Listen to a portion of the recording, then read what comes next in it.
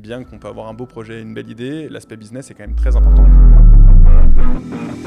Très rapidement, mon objectif, c'était l'usage. C'était de montrer qu'il y avait beaucoup de lecteurs, montrer qu'il y avait beaucoup d'auteurs. Et l'objectif justement de One-to-One Business, c'est aussi de montrer que derrière les succès, parfois il peut y avoir aussi des échecs. Moi, j'aurais pas pu lancer la société Neovel sans avoir ces compétences techniques. On a eu l'information, je crois, à 13h, à 15h, notre application était retirée des stores. En gros, on a perdu notre produit, on ne pouvait pas le resoumettre. Le montant de la levée que vous avez fait en seed Au total, on a fait 460. La levée de fonds, il faut la faire, à mon sens, réellement pour combler un besoin, combler une vision, combler une direction qu'on ne pouvait pas atteindre autrement. Si j'avais pu m'en passer, je vais pas te mentir, j'aurais préféré.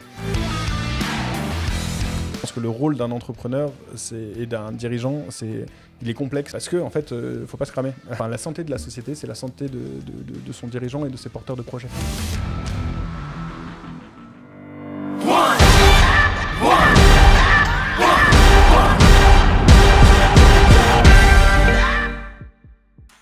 Bonjour à toutes et bonjour à tous, bienvenue sur Binov TV dans One-to-One Business, l'émission où les parcours inspirent, où les expériences transforment. Ici, nous donnons la parole aux entrepreneurs et aux visionnaires de notre époque. Je suis votre hôte, Massinissa Bouarouj, et je suis ravi d'accueillir aujourd'hui Thibaut Okroglic, le fondateur de Neovel, la première plateforme européenne à populariser les web novels, une sorte de Netflix littéraire.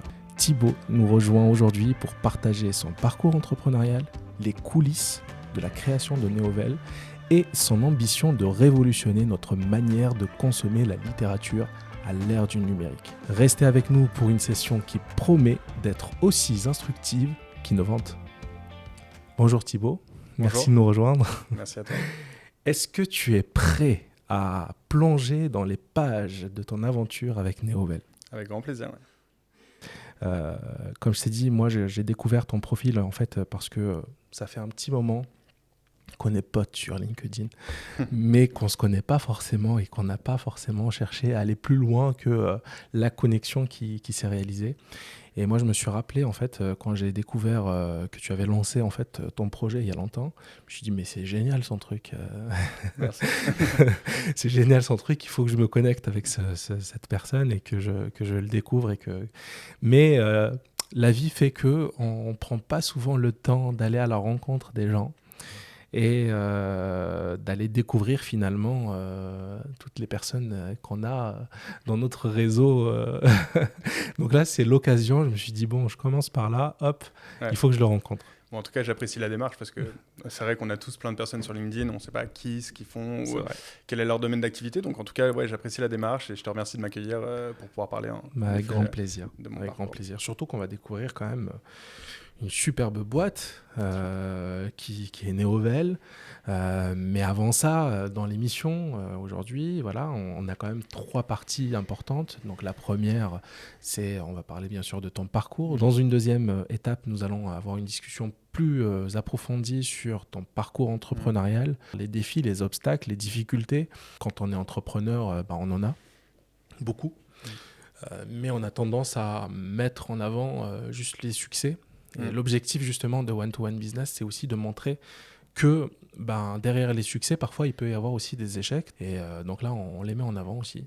Et c'est important de les mettre en avant, parce que ça fait partie du parcours.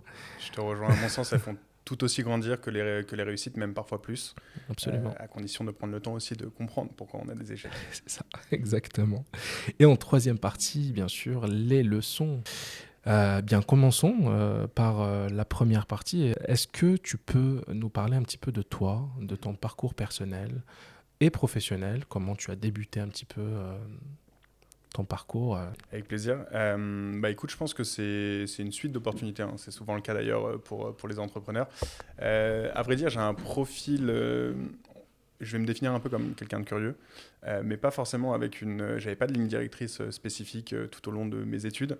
Je savais pas trop quoi faire, comment le faire, et un peu toute ma scolarité a été un peu dictée par par des opportunités, par des choix qui s'imposaient à moi sans forcément avoir pris le temps de tout bien réfléchir. Donc ça m'a amené à pas mal de parcours, de décisions.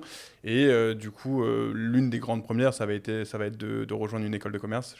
Je t'avoue, je ne savais pas trop quoi Parcours faire à classique. ce moment. Ouais, voilà. Enfin, un classique, je sais pas, mais c'est pas le cas de tout le monde. Mais en l'occurrence, j'avais eu la chance et l'opportunité de pouvoir en faire une, mais sans trop savoir si c'était un domaine qui me plaisait ou pas. Donc c'est vrai que finalement, ça brassait assez large. On a vu beaucoup de choses différentes et le fait de toucher à beaucoup de choses et d'être amené à découvrir beaucoup de secteurs, c'est quelque chose qui m'a toujours un petit peu passionné. Et dès qu'il fallait se spécialiser et aller un petit peu plus précis et déterminer en fait un métier qui allait être le sien pour les 40 années à venir, c'est là où ça se compliquait un petit peu pour moi. Donc j'ai toujours suivi un peu mes intuitions et mes passions. Et donc du coup, j'ai fait de la communication et des médias parce que c'était un sujet qui me plaisait et je prenais plaisir à communiquer, à discuter et à réfléchir et à imaginer des choses. Donc c'est ça qui m'a amené à la communication et les médias dans mon école. Mais finalement, ce n'était pas le secteur qui me plaisait. Et vraiment, c'est au gré des opportunités que j'ai commencé à découvrir l'entrepreneuriat. Très rapidement, en fait, dans mon parcours en école, j'ai travaillé donc, dans un secteur qui me passionnait, c'est-à-dire la musique.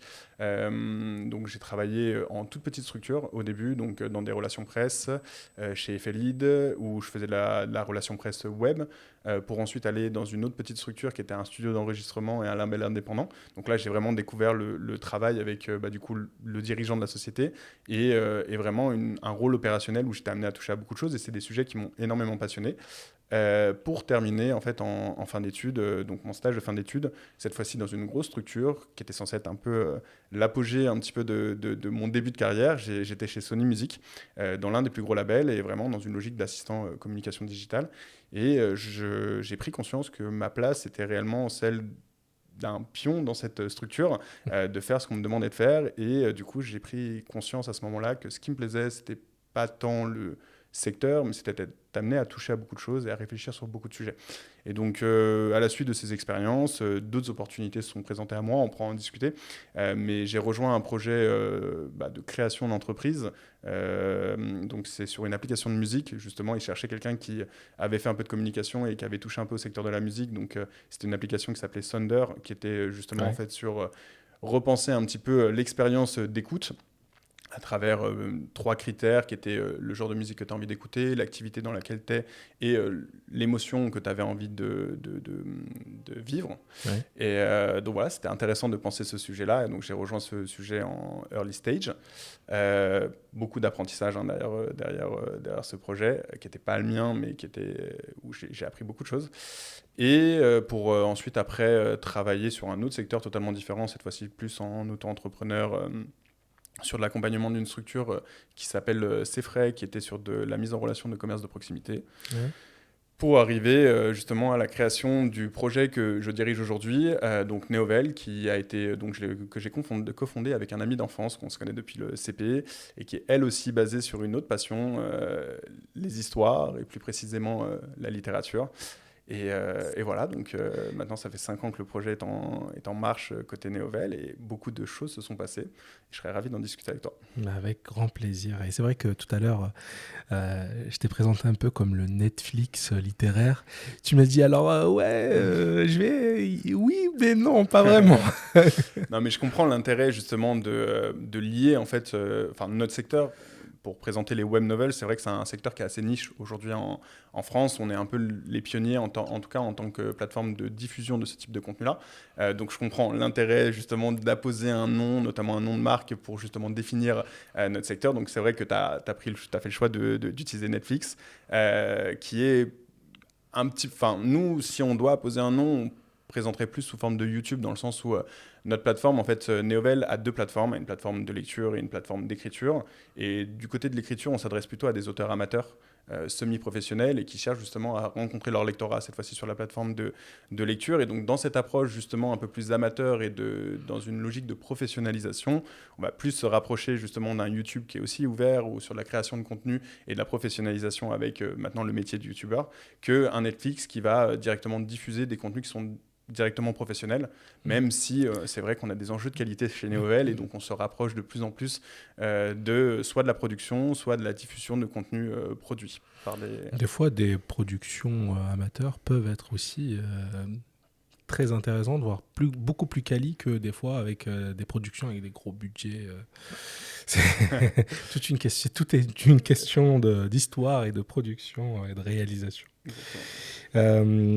Sur ton parcours perso, donc tu as fait l'école de commerce, du coup tu accompagnes aujourd'hui, tu accompagnes toujours d'ailleurs Sonder et ses frais? Non, du tout. Thunder s'est terminé assez rapidement. Justement, c'était hyper enrichissant pour moi parce que alors, c'était vraiment ma toute première activité entrepreneuriale, Oui. dans un projet très, très jeune. Donc, ça m'a permis de comprendre un peu comment est-ce qu'on commence à structurer une entreprise, quels sont les besoins administratifs, créer ses statuts, créer quel statut utiliser, créer vraiment toute l'entièreté d'une société. Quels sont aussi les premiers leviers qu'on va pouvoir activer pour commencer à développer la société. Par exemple, du crowdfunding. On avait fait une campagne de crowdfunding, je l'ai renouvelée avec Neovel. Donc, c'était des apprentissages de réussite pour les premières étapes, mais c'est aussi des apprentissages d'échecs parce que du coup, Thunder s'est arrêté notamment parce qu'on n'avait pas réussi à trouver un business model. C'était une approche qui était plus B2B autour d'un usage B2C. Et du coup, il fallait vraiment beaucoup d'utilisateurs de la plateforme pour être en capacité de générer en fait un chiffre d'affaires côté B2B. Et donc, ça fait prendre conscience que l'aspect business, bien qu'on peut avoir un beau projet, une belle idée, l'aspect business est quand même très important. Donc ça a été l'un des premiers apprentissages que j'ai eu avec Thunder. Ça, t'avais quel âge à ce moment-là? C'était sorti d'école, donc du coup, je devais avoir 25 ans à peu près, 24-25 ans, je pense. Okay. Et ça a duré à peu près 1 an et demi, 2 ans. Donc juste après, j'ai travaillé sur Thunder, sur ses frais. C'est frais. Et c'est frais aussi, pareil, autre structure qui était, elle, donc un peu plus grande. Moi, j'étais venu vraiment juste pour être un peu le couteau suisse. Vu que j'avais eu une petite expérience avec Thunder, j'avais à la fois un rôle communication, mais aussi partenaire. J'ai été amené à travailler sur plein de sujets différents avec ces frais. Ça allait de la livraison, parce qu'il y avait des logiques de livraison, donc s'occuper de la livraison parce qu'il faut bien le faire, à justement des études quantitatives, qualitatives pour déterminer les besoins et les attentes des clients. Ça existe toujours d'ailleurs, ces frais. Et justement, ces frais, ça a arrêté il y a quelques années, un petit peu après que je parte. Justement, autre apprentissage, la concurrence. Donc c'était un des concurrents d'aujourd'hui Épicerie qui à mon sens se porte bien. Et en effet, il y avait une vraie concurrence qui se mettait en place et il y a une question notamment de temporalité et Épicerie a levé des fonds un peu plus rapidement de façon un peu plus conséquente que ses frais. Et donc du coup, on réussit à accélérer un petit peu avant et on a pris le lead sur le marché. Donc pareil, aussi un apprentissage de ta temporalité, ton contexte, du besoin des financements et de bien structurer, prioriser ses besoins. Le nerf de la guerre, Exactement. La monnaie. Bon, ok. Du coup... tout au long de ton parcours, est-ce qu'il y a eu vraiment des personnes ou les expériences qui t'ont, on va dire, influencé, inspiré? Je vais reprendre un peu. En effet, les 2 premières expériences professionnelles, elles ont été hyper enrichissantes pour moi, justement dans la création de Neovel et de bien comprendre quelles étaient ses premières étapes. Donc, les tout premiers débuts de Neovel, j'avais un peu cette expérience-là qui m'a permis de peut-être pas faire certaines erreurs ou du moins d'en faire des moins conséquentes, on va dire, et d'avancer sur les premières étapes de développement de la société. Et après, on est amené à naviguer un peu plus à vue une fois qu'on a passé un certain stade. Oui. Mais voilà, en parallèle, j'avais aussi... de profil un peu inspirant, j'avais un ami aussi qui était entrepreneur, qui avait monté aussi sa boîte, lui, donc profil plutôt agence digitale, il avait accompagné des structures, et en parallèle, les bénéfices, le chiffre d'affaires généré par son entreprise permettait de développer en parallèle un ERP, donc un logiciel qui permettait justement de développer, en fait, de faciliter tout le travail des instituts de formation. Et donc, du coup, il développait aussi un gros projet en parallèle, donc on a énormément échangé autour de nos différentes expériences pour pouvoir apprendre ensemble. Et lui, c'est vrai que ça a été donc il s'appelle Quentin Durand, c'est un ami à moi qui a été très important et inspirant pour le début de mon activité. Ouais. Et dans ton environnement familial, c'était comment ? C'est vrai que c'est une très bonne question parce que au-delà même du familial, dans ton contexte autour de toi, il Ouais. est très important, en tout cas en tant qu'entrepreneur, d'avoir un environnement qui te comprend. Moi, j'ai pas forcément d'entrepreneur hein, dans ma famille. Non, enfin, j'ai pas de profil entrepreneur Ouais. dans ma famille. On a Mais compris que tu prennes des risques. ils ont compris. Ils ont Ouais. su à la fois comprendre, me laisser du temps. Cette compréhension est une réelle aide quand tu commences à lancer une société. Donc oui, oui, j'ai eu beaucoup de chance côté de ma famille et de mon entourage qui comprenaient réellement ce qui se passait. Ils ont su me mettre aussi des petits coups de pression au moment où il fallait mettre des coups de pression. Parce que ça a pris, nous, notre activité, là, ça fait 5 ans qu'elle se développe. On est encore très loin de la rentabilité. Donc il y a aussi des vrais enjeux aussi de développement, de financement, de chiffre d'affaires. Et donc, du coup, dans la mise en place de cette structure et de ce projet-là, c'est vrai que j'ai eu des petits coups de pression à certains moments qu'il fallait me mettre. Donc, j'ai eu la chance d'avoir en fait un entourage qui me comprenait, qui entendait, qui m'a mis la pression comme il fallait, tout en me laissant une certaine liberté. Et ouais, ça a réellement aidé à me retrouver là où je suis aujourd'hui. C'est vrai qu'on le répétera jamais assez, avoir un environnement quand même familial Mm. et son entourage qui nous comprend, qui sait, on va dire, ce qu'on est en train de réaliser, du parcours qu'on veut aller, qu'on est en train de faire et d'aller, on va dire, de l'ambition Mm. qu'on a. C'est vrai que avoir un entourage qui comprend ça et qui soutient et qui aide finalement à atteindre ça, c'est quand même très important, hein, je Je pense. te Hein. rejoins totalement. Après, c'est pas inné, hein. Comme j'ai dit, du Mm. coup, côté de ma famille, ils n'étaient pas forcément entrepreneurs, donc ils comprenaient pas forcément tout ce que je faisais. Et donc, je pense que en tant qu'entrepreneur et donc du coup porteur d'un projet, on a aussi un rôle auprès de sa famille à expliquer ce qu'on fait, prendre le temps de bien expliquer ce qui se met en place, mais aussi quelle est ton idée, quels sont les obstacles auxquels tu vas faire face, d'être assez transparent pour faire en sorte que ton entourage soit aussi impliqués, parce qu'ils le sont, dans ton projet. Donc, je pense qu'il y a aussi un rôle, justement, à l'entrepreneur C'est clair. d'engager son entourage. Bah, le tout, c'est que s'ils le comprennent, ça va. Mais Mm. s'ils le comprennent pas, c'est Mm. c'est une autre histoire. Je pense qu'en effet, ça vient rajouter, en fait, au-delà d'une charge mentale, ça vient rajouter des obstacles à un métier qui est déjà jonché d'obstacles. Mais Donc, oui, c'est un autre défi encore à exactement. franchir. C'est plutôt, ça libère le fait d'avoir un entourage qui te comprend, ça libère un certain poids. Absolument. Bon, bah là, du coup, on va rentrer dans cette deuxième partie où nous allons discuter de ton histoire entrepreneuriale, de Néovel. Est-ce que tu peux nous dire un peu quelle était l'idée originale, enfin, originelle plutôt, Mm. qui était aussi originale, Ouais, hein, je exactement. pense. Original et original. Et surtout, comment tu as concrétisé ça, même si on a commencé un peu à dire, on va dire en préambule, ce que c'était. Est-ce que tu peux nous décrire un peu tout ça et les étapes? Bien sûr. Le crédit me revient pas. Le crédit revient vraiment à mon associé, Ouais. qui s'appelle aussi Thibaut d'ailleurs. Thibaut comment, du coup? Thibaut Guémard. Et D'accord. donc en fait, c'est un ami d'enfance, on se connaît depuis le CP maintenant, donc ça fait plus de 20 ans, et même plus de 25 ans. Et donc en fait, ce qu'il faut savoir, c'est qu'une grande partie de notre amitié, elle était déjà basée en fait sur les histoires, sur le fait de partager. En fait, on lisait la même chose, les mêmes livres, on se partageait, on se prêtait mutuellement les livres, on en discutait. Donc il y avait déjà une certaine notion de partage et de vivre un peu les mêmes histoires. Après, pour l'histoire, sa famille, c'est un peu la meilleure amie de ma famille, donc on est même plus que potes, on est quasiment de la même famille, mais ça n'a pas empêché à ce qu'on ait deux personnalités, deux profils très différents, et donc du coup, la vie a fait que certains moments on se voyait, d'autres on se voyait pas. Mais il y avait toujours cette petite passion de l'histoire qui nous rattachait, et donc du coup, je crois que c'était à peu près en 2017. Donc Thibaut a découvert donc ce format, les web novels, donc qui marche plutôt bien en Asie. Et donc, il a découvert en fait ces histoires-là, notamment les web novels chinoises, qui sont particulières. C'est hyper intéressant. En tout cas, nous, ça nous a, Particulière dans quel sens? ça nous a passionnés parce que c'était de la fantasy. Donc, ça s'appelle du wuxia. Donc, c'est de la fantasy du coup chinoise. Et donc, on va casser un peu les codes de la fantasy classique qu'on va retrouver aujourd'hui en Occident, par exemple avec les orques, les elfes, des cavaliers, de l'héroïque fantasy, etc. Dans le Wuxia, on va plutôt suivre en fait l'aventure d'une personne, d'un héros, qui va du coup par des préceptes taoïstes, daoïstes, bouddhistes,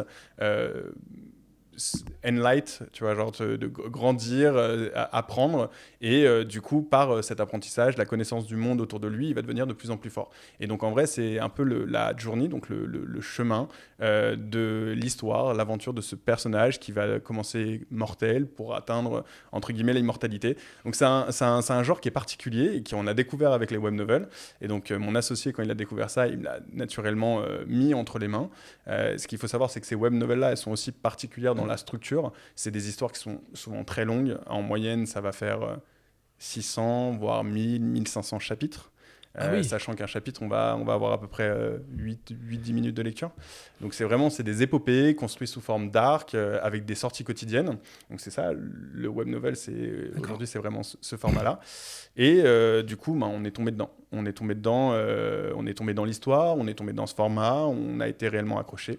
Et en fait, à cette époque-là, il y avait un vrai problème d'accessibilité en fait, à ce contenu-là. La plupart des auteurs, sauf les plus grands, mais la plupart des auteurs étaient des auteurs amateurs. Ils publiaient sur quoi? Sur leur blog, des choses comme ça? Exactement. Ouais. C'était plutôt Blogspot, WordPress, ce genre de choses. Ouais. Et donc, du coup, quand toi, tu voulais suivre et découvrir le nouveau chapitre, tu te retrouvais avec 10 onglets ouverts parce que tu lisais 10 livres en même temps et à rafraîchir tous les jours plusieurs fois pour savoir si, oui ou non, un nouveau chapitre était sorti.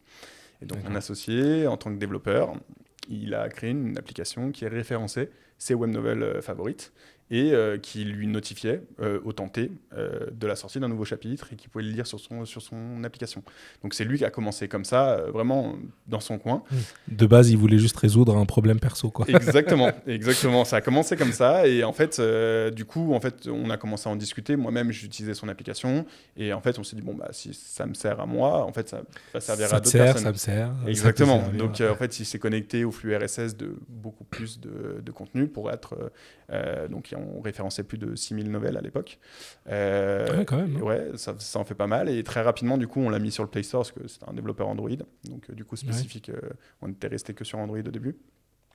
Et très rapidement, on a atteint les 100 000 téléchargements et un usage assez intéressant. Et donc, on s'est dit, en fait, il y a quelque chose à faire. Sauf qu'on n'était pas propriétaire de ce contenu-là. C'est un contenu qui ne nous appartient pas. Du coup, qu'on ne peut pas monétiser. Et, même si vous ne pouviez pas juste monétiser la solution en tant que telle, c'est-à-dire qui est celle de pouvoir rassembler un contenu Si tu peux en effet mettre des bannières sur ta plateforme Google, éventuellement avant le contenu, c'est totalement possible. Et on l'avait fait un peu, mais tu as besoin sur de la publicité, en plus quand elle n'est pas sur le contenu, mais qu'elle est sur le produit. Alors déjà, ça vient gêner l'expérience utilisateur. Et l'expérience utilisateur dans ce genre de format, elle est clé. Et en plus, il faut une certaine quantité pour que on atteigne une certaine rentabilité. Et en fait, très rapidement, donc, de cette application, on en a fait réellement un réel projet. On a commencé à le construire, à le structurer. Et en fait, rapidement, donc, j'ai pris la direction de la société, parce qu'on a créé la société. Et moi, très rapidement, mon objectif, c'était l'usage. C'était de montrer qu'il y avait beaucoup de lecteurs, montrer qu'il y avait beaucoup d'auteurs, et que du coup, par cet usage-là, déjà, notamment, on a commencé international, mais aussi d'avoir un focus en France, de montrer qu'en fait, il y avait un marché, déjà, par de l'usage sur Parce que tu avais besoin quand même de prouver ça parce que c'était pas connu. Donc forcément, on peut avoir des doutes sur, on va dire, l'intérêt réel de ce genre de solution, quoi. Totalement. En France, sachant qu'en plus, du coup, on a créé la société en France, donc tu as des besoins de financement à la fois, sans parler des financements dilutifs comme des levées de fonds, quoi que ce soit, mais même sur des premiers financements non dilutifs, donc d'aller voir la BPI, d'aller voir les banques, d'aller voir des structures pour des prêts d'honneur, ce genre de choses, tu arrives quand même avec un projet. Et donc, ton projet, si tu dis, moi, je fais des web novels, qu'est-ce qu'une web novel ton discours il n'est pas simplifié. Donc du coup, en effet, arriver avec de l'usage, dire en fait, moi, mon application, elle a 10, 20, 30, 50 000 utilisateurs, je référence X contenu, tu arrives avec des arguments et tu n'arrives pas juste avec un concept. C'est crédible déjà. Exactement. On se dit, ok, même si je ne connais pas, il y a quelque chose, donc je dois... Il y a un truc à découvrir. Donc mon associé, lui, s'occupait du développement, de faire en sorte que la plateforme marche. Et moi, je structurais un peu les différents développements, les différents besoins. Et en tout cas, ce que j'avais identifié, c'est que pour pouvoir avoir des premiers financements, pour pouvoir répondre à nos premiers besoins, c'était d'abord d'avoir de l'usage pour montrer qu'il y avait un marché derrière. Ok. Tu m'as parlé de fonds, d'argent, de premières étapes. Est-ce que vous avez réalisé des levées de fonds pour votre projet au début, au milieu, Ça arrivait bien plus tard. En vrai, donc dans le développement d'une société, il y a pas mal d'étapes à atteindre et de différents moments d'évolution. Donc, en effet, pour des jeunes entrepreneurs, on peut commencer justement par du non dilutif. Donc, comme j'ai évoqué, la BPI, généralement... Tu l'as fait, ça ? Oui, on l'a fait, ouais, totalement. On a commencé déjà premièrement par une campagne de crowdfunding, ce qui permet d'engager aussi les personnes autour de toi et d'engager toi aussi de l'argent et de faire en sorte de montrer qu'il y a un certain engouement au moins autour de toi et une première traction. Puis pour toi, il y a déjà une sorte de communauté donc, qui aime ça. Donc, On pourra en discuter d'ailleurs. Nous, il y a un vrai enjeu communautaire aussi derrière Neovel. Mais pour revenir sur les financements, en effet, il y a les premières étapes. L'argent que toi tu mets dans ton capital pour se développer, éventuellement une campagne de crowdfunding au début pour pouvoir commencer à financer un petit peu et avoir des premiers besoins, des premiers financements qui vont répondre à tes premiers besoins. Ensuite, après, en effet, généralement, la BPI est la première structure vers laquelle tu vas te diriger. Par exemple, nous, on a eu la faisabilité, je crois que c'était son nom, donc ça monte à 30 000 euros. Du coup, ce qui est intéressant, et moi je préconise réellement tous les entrepreneurs à aller chercher ces premiers financements non dilutifs. C'est 30 000 30 000 ou même plus. Nous, on a fait donc 30 000 euros par la BPI. On a été chercher au niveau des banques 25 000 euros et on a été chercher en prêt d'honneur. Donc, c'est un prêt au niveau de l'associé. Sans garantie, garantie, mais donc du coup taux zéro et toi t'es pas engagé si jamais il y a un problème avec ta société.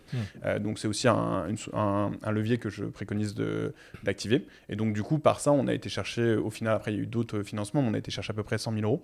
Et en fait ce qui est hyper intéressant dans ce mode-là, le fait de passer par ces étapes-là de financement, c'est que tu vas aller voir des structures qui sont des structures qui vont premièrement douter de toi. Elles connaissent pas ton projet, elles connaissent pas ton marché, elles te connaissent pas toi. Et donc toi, tu dois arriver avec des arguments, avec une certaine structure et les convaincre. Et en fait, ces structures financières, c'est souvent des structures qui sont un peu difficiles à convaincre. Et je trouve que ça a été une des premières étapes très importantes dans la structuration de mon projet. De Neovel, de comment est-ce qu'on va pouvoir, de combien est-ce que j'ai besoin pour les dépenser où, pourquoi, comment et pour quelle vision. Et donc, avant d'aller parler des levées de fonds ou ce genre de choses, déjà, pour un premier développement, d'aller passer par des financements non dilutifs à petite échelle, entre guillemets, ça permet de bien structurer son projet. T'as pas perdu du temps à faire ça ? Si, mais est-ce que c'est perdre du temps ? En fait, oui, en effet, il y a des délais qui sont très longs, qui sont je ne sais pas s'ils sont incompressibles ou pas. Parfois, c'est propre à l'inertie de ces différentes structures. Après, tu as besoin de cet argent pour se développer. En tout cas, nous, en tant que jeunes entrepreneurs, on sortait d'école. On a mis un petit peu d'argent dans notre développement, donc dans notre capital. C'était toutes nos économies. Donc, on a mis 5 000 euros chacun. Et après, on vivait sur le peu de choses qu'on avait, le chômage, ce genre de choses, pour pouvoir se développer. Donc, si tu veux aller plus loin, nous en tout cas sur notre type de sujet où on est sur une plateforme de contenu B2C, il y a des besoins qui sont assez conséquents pour de la production de la plateforme, donc le développement produit, mais aussi il y a des enjeux marketing, il y a des enjeux d'acquisition, de rétention, il y a beaucoup d'enjeux différents de compréhension de tes utilisateurs, donc tu as besoin de ressources. Et donc oui, ça prend du temps. Ça prend du temps. Est-ce que c'est du temps perdu ? Ça te permet d'avoir les moyens tu as besoin d'aller d'avancer. Vite, parfois. Parce que c'est l'aspect admin, parce que c'est purement de l'admin. Ouais, c'est du construction de dossier. Et comme j'ai dit, certes, l'opérationnel, c'est de la construction de dossier, mais le fond, ce que tu vas prendre le temps de construire, en fait, ça structure tes idées. Ça a une valeur. Et ça a une vraie valeur. Donc, construire un dossier, c'est chiant. Ça te prend du temps. Une fois que tu l'as construit, tu as des délais qui sont incompressibles. Tu l'envoies à la structure qui va prendre 1 semaine, 2 semaines, 3 semaines, 1 mois, parfois plus, qui va dire, mais en fait, il manque telle information. Et c'est une galère. Mais par contre, c'est hyper intéressant pour restructurer ta boîte et déterminer les bons budgets au bon endroit. Et en plus, du coup, de pouvoir les faire challenger par des personnes qui n'en ont rien à faire de ton business, si ce n'est potentiellement avoir un retour sur investissement. Moi, c'est vrai que j'ai une idée un peu différente sur ça, dans le sens où Moi, j'avais la possibilité de le faire pour mes divers projets, mais quand j'ai vu la quantité de choses qu'il fallait monter en termes de dossiers, de choses, etc., en fait, moi, ça m'a beaucoup découragé à le faire. Je me suis dit, bon, je vais le faire différemment. Je ne vais pas prendre ces financements-là aujourd'hui et je vais faire parce que sinon je vais me concentrer que sur ça et pendant un bon moment et je ne vais pas pouvoir développer mon produit derrière, aller commercialiser, aller chercher des partenaires, aller chercher plein de choses. Et du coup, je trouvais que c'était une aide. C'est une aide qui est ultra importante et intéressante à aller chercher. Et bien sûr, je le conseille à tous d'aller le faire. Mais c'est vrai que s'il devait y avoir un travail supplémentaire, on va dire, de ce côté-là pour ce genre d'institution, c'est de pouvoir aller vite et de comprendre l'entrepreneur aussi qui a besoin des fois de ces sommes-là beaucoup plus vite pour justement aller, quitte à structurer les différents points ou les différents trucs plus tard, mais au moins de pouvoir avoir les premiers retours plus rapidement pour ne pas aussi, quelque part, on va dire, casser le moral de l'entrepreneur, parce que on va en parler, il y a tellement de choses auxquelles un entrepreneur doit réfléchir et doit penser, doit faire, etc., que forcément, quand il y a ce problème-là financier en plus qui arrive, derrière, c'est un poids. Ah, clairement, c'est une vraie responsabilité, c'est une vraie charge. Mais moi, je préconise quand même d'aller chercher cet argent. Bien sûr. C'est du temps investi. Et dans tous les cas, ton travail, c'est aussi d'investir du temps au bon endroit, au bon moment. Ça dépend de tes besoins. Nous, on a besoin de cet argent-là pour pouvoir aller chercher des prestataires, pour pouvoir engager des petits tests en marketing, commencer à toucher certains utilisateurs. Donc, c'était nécessaire. Ça a pris du temps, trop de temps. Donc là, tu as cherché 100 000 avec ça. On a fait même plus. En fait, on a commencé campagne de crowdfunding. Donc, je crois qu'on a récupéré 8 000 euros, ou 8 ou 10, je ne sais plus. Ouais. BPI 30 000, banque 25. D'ailleurs, je remercie le Crédit Coopératif, qui est la première banque qui nous a suivis au tout début. Ça a été compliqué de trouver des banques, et donc du coup, je remercie parce qu'ils nous ont bien aidés aussi au début. Prêt d'honneur, donc 16 000 euros au total avec France Active. Il y a aussi une autre structure qui s'appelle Réseau Entreprendre, qui permet aussi d'avoir ce type de financement. Donc ça, c'était à peu près sur la première partie. Ensuite, après, on a été accéléré par Wilco, qui est le premier accélérateur en Europe de start-up. Donc, il propose à la fois une solution d'accompagnement, mais aussi une solution de financement. Donc, elle aussi sous forme de prêt d'honneur. Donc, on a été chercher 50 000 euros par associé, donc ça fait 100 000 euros en plus. Et après, diverses aides. On est tombé aussi pendant la période Covid. Donc, il y a eu aussi des aides d'État. Donc, on a eu un prêt résilience, je crois que c'était ça. Donc, c'était un petit prêt pour 10 000 euros et des aides d'État pour du recrutement d'alternants ou ce genre de choses, qui sont des aides financières qui permettent justement d'aller chercher les bonnes ressources. C'est toi le spécialiste de quoi d'aller chercher tout ça. C'est une grosse partie de mon travail. En fait, concrètement, le travail d'un dirigeant, d'un point de vue opérationnel, c'est de combler les trous. Quand tu n'as pas toutes tes équipes, c'est de réussir à faire en fait ce qu'il faut faire sans forcément avoir ces ressources-là. Et après, c'est le vrai travail d'un dirigeant, c'est de déterminer les besoins, de les prioriser et de trouver les ressources pour répondre à ces besoins-là, que ce soit des ressources financières ou des ressources humaines. Et vraiment, c'est le propre de l'entrepreneur. Donc, en effet, moi, j'ai une grosse partie de mon travail qui est de construire des dossiers, d'aller chercher des financements non dilutifs, des financements dilutifs, et en parallèle justement, nous, par exemple, là, on a, je vais revenir dessus, mais donc, du coup, en effet, on a réussi une première levée de fonds seed en début d'année. Donc, cette levée de fonds Quelle année là, c'est le début de cette année. On l'a finalisée elle a été un peu particulière. Elle a été faite en 2 étapes avec un fonds corporate, donc un industriel de notre secteur. Et donc, du coup, l'ambition de ce financement, c'était de recruter des postes clés. On a recruté une directrice marketing, un directeur produit. Donc, ils sont 2 pôles qui sont hyper pertinent dans le développement de notre société. Et il y a un 3e pôle qui est aussi très pertinent pour nous, c'est le pôle éditorial. Aujourd'hui, on n'a pas de directeur éditorial. Et donc, du coup, la partie édition me revient. Donc, j'ai les financements à gérer. En grande partie, c'est toujours un sujet. La partie éditoriale, entre autres. Après, il y a aussi l'administratif, comptabilité et d'autres. Mais voilà, bref, le rôle d'un entrepreneur, c'est de trouver les ressources au bon endroit, prioriser tes besoins et combler les trous. Après, tu as aussi un autre côté qui est aussi un très grand avantage, c'est le fait d'avoir la partie technique qui est très bien gérée aussi, je pense, par ton co-founder qui Totalement. justement te libère de cette charge. Ouais. Alors en fait, déjà, dans tous les cas, j'avais pas les compétences. On va pas se mentir, développer une plateforme, je ne suis pas développeur, je ne suis pas ingénieur, je ne peux pas développer ce genre de sujet. Ça, c'est clair et net. Et en effet, je pense qu'on s'apporte, nécessairement, on s'apporte mutuellement là-dessus. Je pense que mon associé, malgré le fait qu'il ait développé l'application Android, donc ce que c'était avant, dans son coin, ce qui présente quand même une démarche entrepreneur. J'ai un besoin, je le réponds par moi-même et je me crée mon propre produit. C'est déjà une première démarche entrepreneur, mais je ne pense pas qu'il serait allé plus loin d'en faire une société et de structurer cette société, etc. C'est moins ses compétences, c'est les miennes. Et inversement, moi, j'aurais pas pu lancer la société Neovel sans avoir ces compétences techniques, qui sont aussi des compétences qui sont très demandeuses à la fois en temps, mais aussi en argent.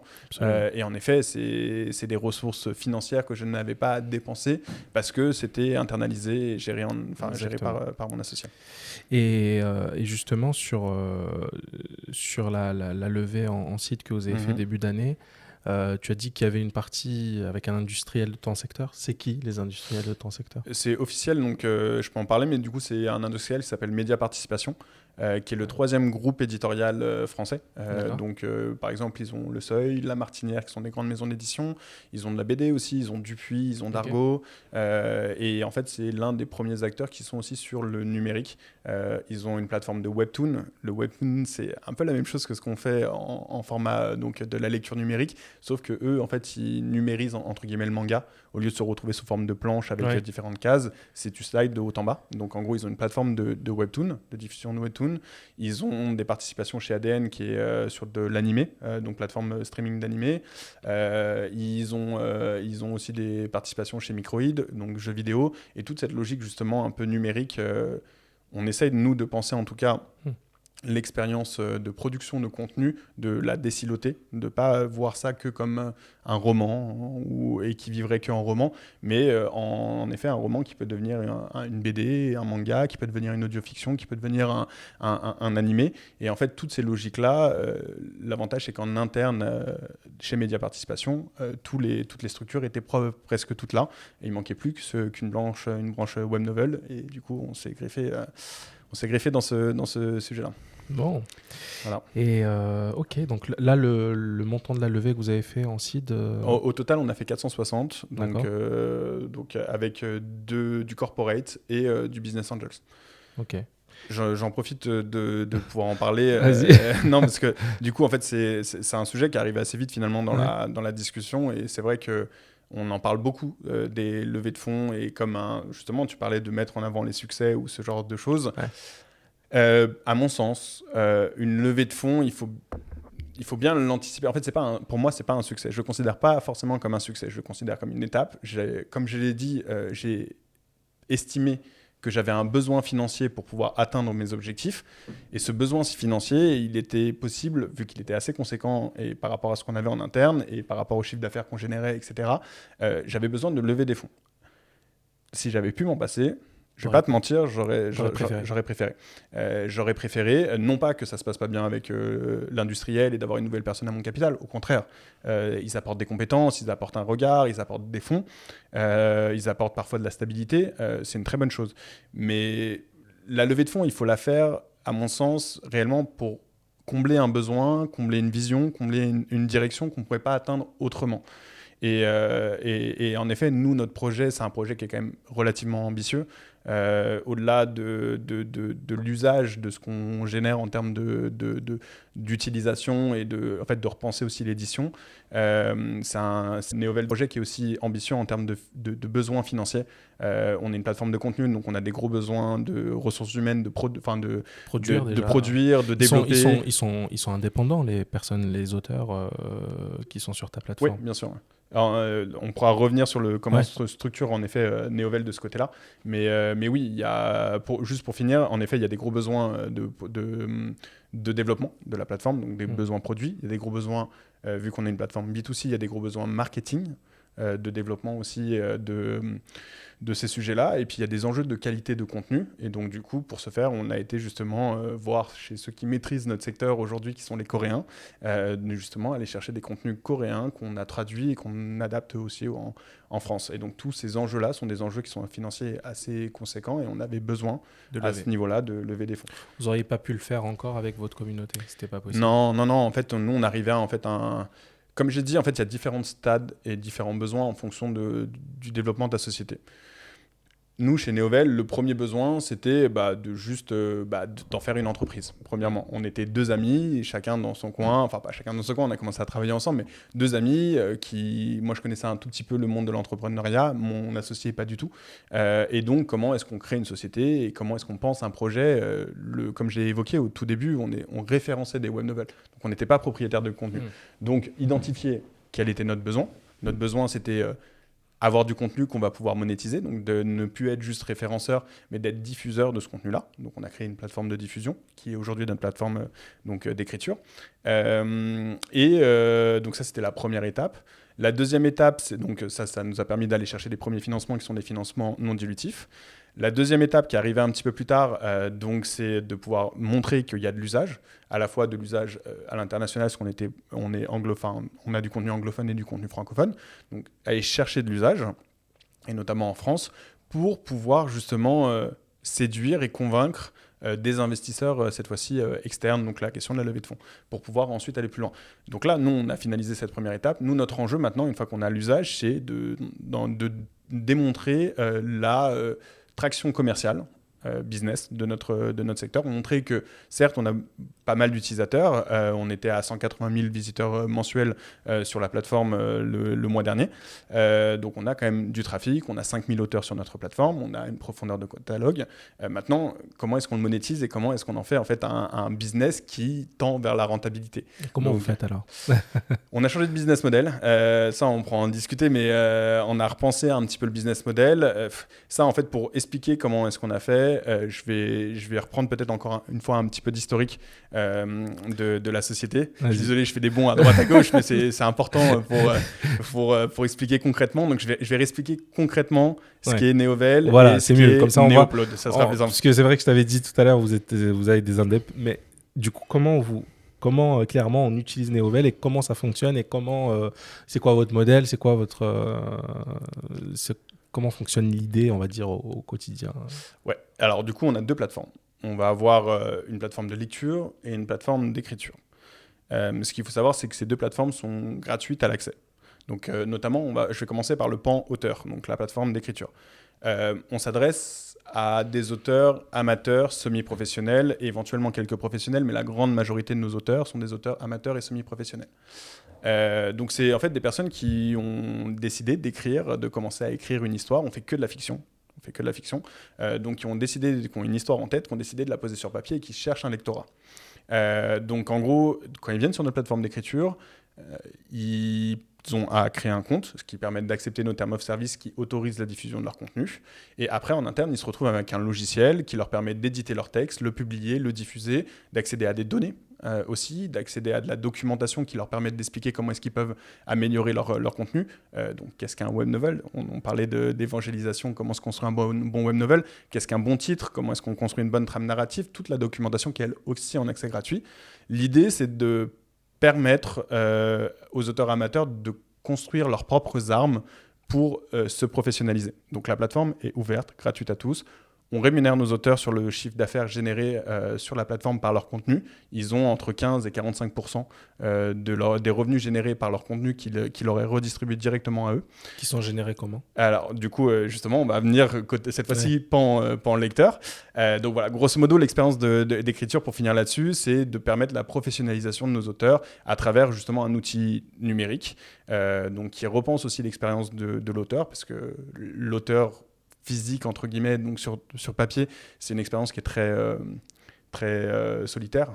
On écrit dans son coin, on prend 6 mois, 1 an, 2 ans à écrire son beaucoup de livre pour ensuite l'envoyer à des maisons d'édition qui prennent elles aussi, c'est normal parce qu'elles reçoivent beaucoup de manuscrits, du temps pour éventuellement envoyer une réponse et enfin décrocher potentiellement le Saint Graal, c'est-à-dire être édité, être diffusé et encore pour donner un ordre moyen, en moyenne, un livre en moyenne vend 300 exemplaires en France. La moyenne, c'est 300. C'est tout ? Ouais, donc on considère qu'un livre qui marche, autour de 5000 exemplaires, c'est un livre qui marche. Avec le numérique, l'expérience d'écriture, elle est moins seule, parce que du coup, on n'attend pas à ce que le livre soit complet au moment de sa diffusion.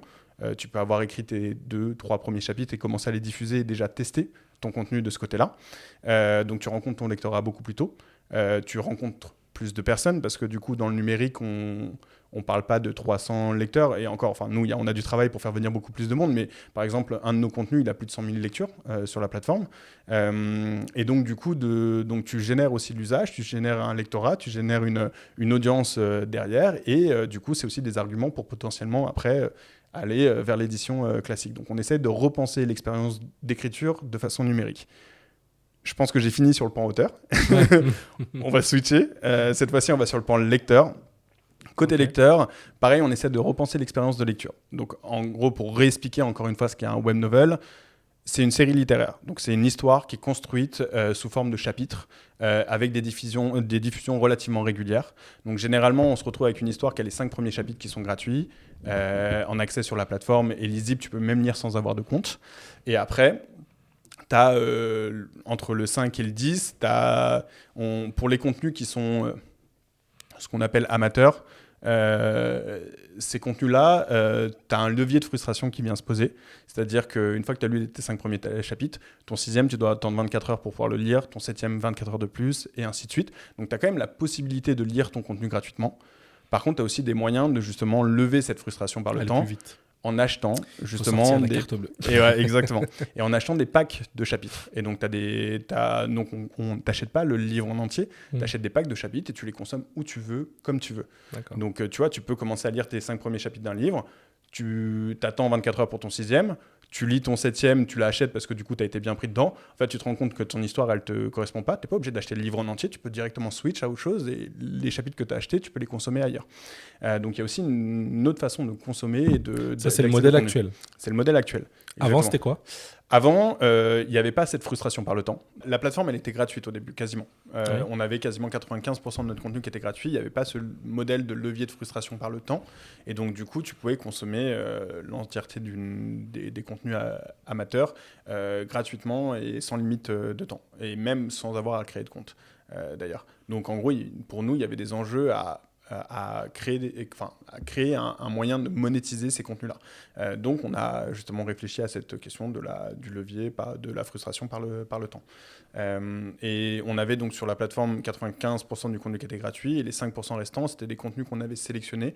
Donc, on a mis en place un processus où les auteurs pouvaient candidater à un comité de sélection. Donc, ils candidataient et remplissaient certaines informations.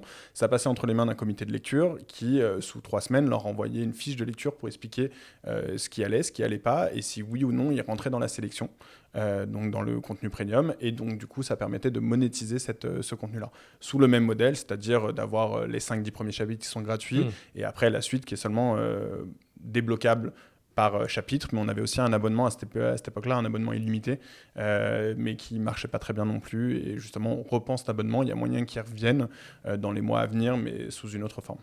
Ok. Bon, du coup, nous allons là alors passer sur une autre partie qui est celle des défis, des obstacles que tu as rencontrés. Il y en a pas eu. Si, bien sûr. Alors du coup, quels sont ces principaux défis ? Est-ce que tu peux nous dire un peu ce que tu as rencontré comme éventuellement problématiques auxquelles tu as fait face en montant Néovel ? On fait face à plusieurs problématiques tout au long de l'expérience. Chaque étape va amener son lot de problèmes. Après, si tu veux peut-être des actions ou des actions concrètes, l'un des premiers exemples, c'est on a créé la société donc, le 31 décembre 2018. Donc, grosso modo, en 2019, on a créé la structure. Et en mai 2019, donc même pas 5 mois après avoir créé la structure, on a un de nos concurrents internationaux qui s'appelle WebNovel. Donc, en termes de nom, ils s'en sont plutôt bien sortis. Ils ont pris le nom du format. Donc, c'est des concurrents chinois. C'est une plateforme de diffusion internationale, majoritairement sur du contenu chinois. Et donc, du coup, en fait, ils ont commencé leur internationalisation à partir de ce moment-là. Et donc, ils étaient déjà une plateforme avec une certaine notoriété, une certaine force, on va dire. Et du coup, en fait, ils ont attaqué toutes les petites plateformes qui existaient à droite à gauche. Parce qu'il faut l'avouer, à cette époque-là, il y avait un vrai enjeu de traduction des contenus et souvent des traductions officieuses et donc non officielles. Donc c'est des contenus qui ne leur appartenaient pas. Ce n'était pas le cas de Neovel. À l'époque, Neovel référençait des contenus, mais on redirigeait sur les sites hébergeurs. Donc limite, on était un apporteur de trafic pour cette structure-là. Et donc ils ont déposé ce qu'on appelle une DMCA notice. Donc c'est une plainte pour violation de droits de propriété intellectuelle, donc à tous les petits concurrents qu'il y avait autour de lui. Donc, histoire de bien. Voilà, wow. Exactement. Donc Neovel n'y fait pas... il a fait face aussi. Ouais. Pardon, excuse-moi. Donc Neovel aussi y a fait face. Donc on a reçu ça. Donc, donc ils l'ont envoyé à Google. Donc on était présent que sur Android, sur le Play Store. Et donc du jour au lendemain, en même pas... on a eu l'information, je crois, à 13h, à 15h, notre application a été retirée des stores. Donc en gros, on a perdu notre produit. On ne pouvait pas le resoumettre en l'état. Il fallait changer tout le code, il fallait tout repenser. Et donc du coup, on a perdu du jour au lendemain le produit qui faisait ce qu'on était Neovel à cette époque-là. C'est-à-dire une application Android qui référençait des web novels et qui permettait de savoir où tenter quand un nouveau chapitre était sorti. Donc, ça vous a forcé à changer de modèle. Exactement. Du coup, donc c'est à la fois, honnêtement, on va pas se dire que c'était un bien parce que du coup, on avait un produit qui fonctionnait, sur lequel on pouvait se baser, et on a tout perdu. Il a fallu tout redévelopper. Et c'était le moment où on commençait à travailler et à construire la plateforme, cette fois-ci d'écriture. Donc ça nous a permis de travailler en parallèle pendant quasiment, je crois, entre 6 et 9 mois. On n'avait plus de produit, plus rien. On avait juste des anciens utilisateurs qui utilisaient l'ancienne application. Et il a fallu tout repenser de A à Z sans avoir forcément toutes les compétences. Notamment, moi, je me suis mis beaucoup au web design à cette époque-là pour essayer de faire en sorte qu'on ait une plateforme. On en a pensé pour repenser le design, l'expérience utilisateur. Et on a tout recodé de A à Z. Et là, on est sorti d'une logique de plateforme, d'application Android pour construire cette fois-ci une plateforme. Donc, on utilise une technologie qui s'appelle la PWA. Progressive Web App, qui en gros est un développement web qui permet d'avoir aussi une application mobile, à la fois Android et iOS. Et donc du coup, ça a permis de repenser la techno. C'est beaucoup exactement. On a repensé la techno, on a repensé aussi le modèle, c'est-à-dire qu'en parallèle, on a lancé la plateforme d'écriture, donc d'aller chercher ses premiers auteurs, des auteurs qui ont autorisé notre diffusion, et donc on va pouvoir bâtir quelque chose sur ce contenu dont on a les droits de diffusion. Mais alors, juste pour revenir sur cette partie des MCA. Ouais. Qu'est-ce qu'ils ont trouvé comme, on va dire, comme truc pour vous contrecarrer pour Ce qu'il faut savoir, c'est que notre application, à cette époque, elle référençait 6000 novels, je crois.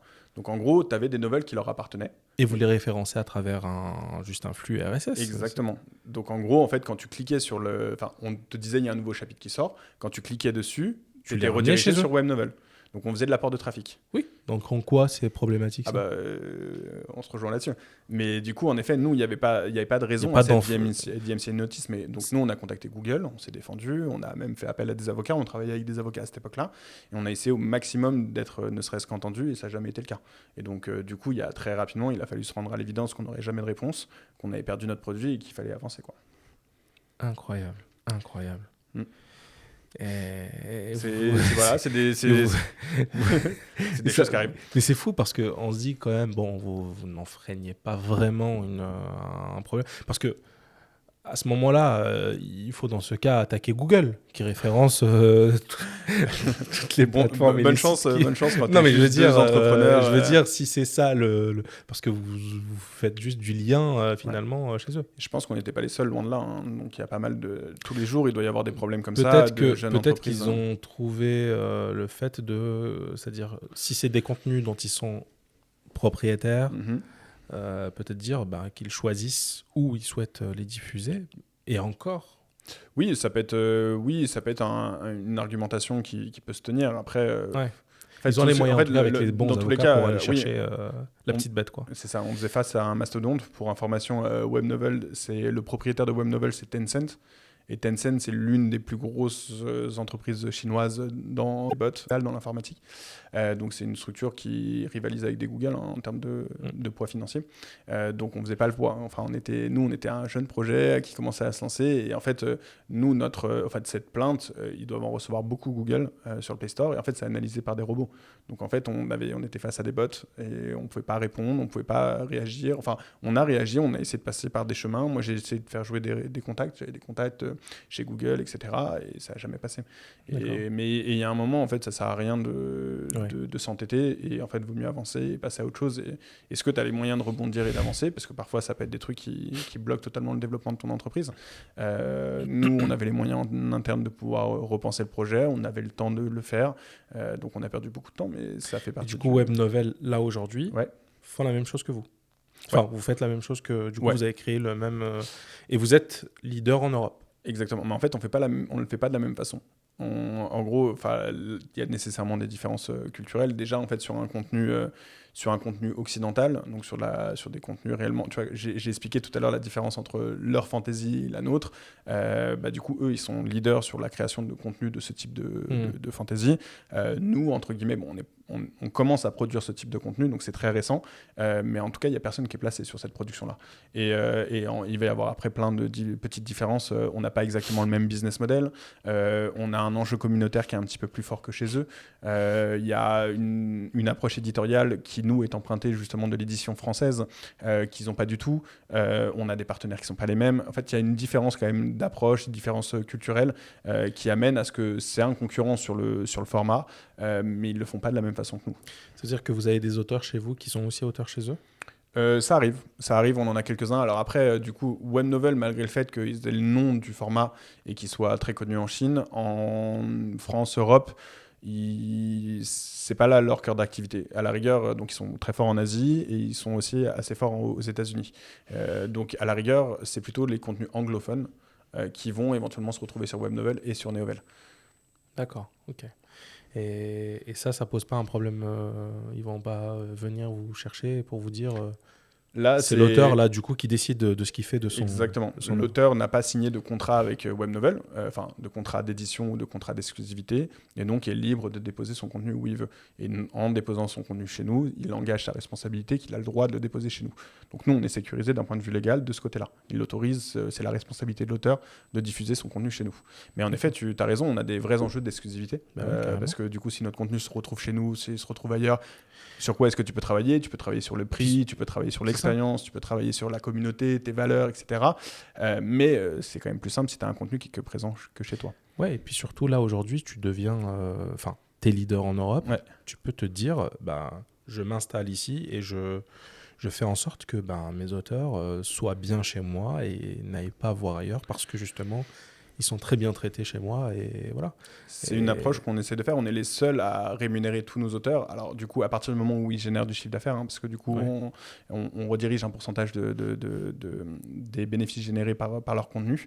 Et donc du coup, tu vois, pour donner un peu la graduation pour nos différents auteurs, aujourd'hui, donc un auteur qui est amateur chez nous, il va toucher 15% des revenus générés par son contenu. Donc de l'achat de chapitre, donc 15% du coût d'un chapitre lui revient. Si il est exclusif, donc c'est là où tu crées des leviers, ça passe à 30%. Donc l'auteur a le choix de signer une exclusivité qui est une exclusivité temporaire pour être du coup présent que sur Neovel, mais du coup sa rémunération double. Et après sur les contenus, donc on est en train de développer une Neovel Studio, donc sur un studio de production de contenu web novel occidentaux, made in Neovel, ces contenus-là, pour le coup, ils sont rémunérés 45% de leurs revenus. Enfin, des revenus générés par leur contenu. D'accord. Et donc, du coup, tu as une graduation. Vous allez peut-être même financer des productions de... Exactement. Là, on a sorti... maintenant, ça fait... Finalement, mon terme de Netflix. Oui, c'est là où on revient sur des logiques. Alors, Netflix a sa logique de production, sa logique de diffusion.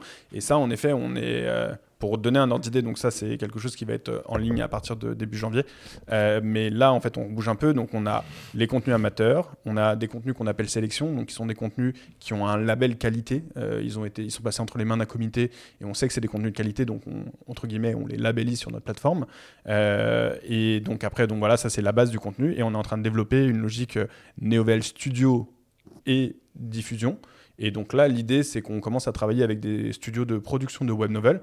Donc, pour rien te cacher, vu que c'est niche, il y en a très peu en France, mais on a un de nos partenaires qui s'occupe de la traduction de nos contenus coréens, j'en avais parlé un petit peu, qui eux sont des contenus produits par des studios, donc traduits du coréen vers le français. Cette agence de traduction a développé son propre studio de web novel, donc qui commence à diffuser aussi ses propres web novels chez nous.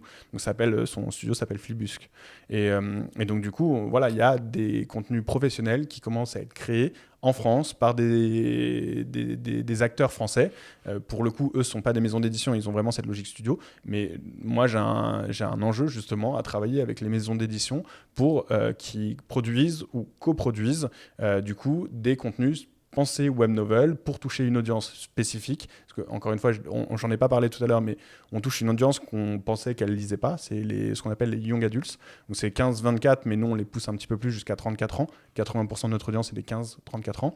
Et donc du coup qui ont du mal à la fois à se retrouver dans le format livre, format papier, même s'il y a quand même pas mal de lectures, et qui ont surtout aussi du mal à se retrouver dans le type d'histoire qui sont édités par des maisons d'édition.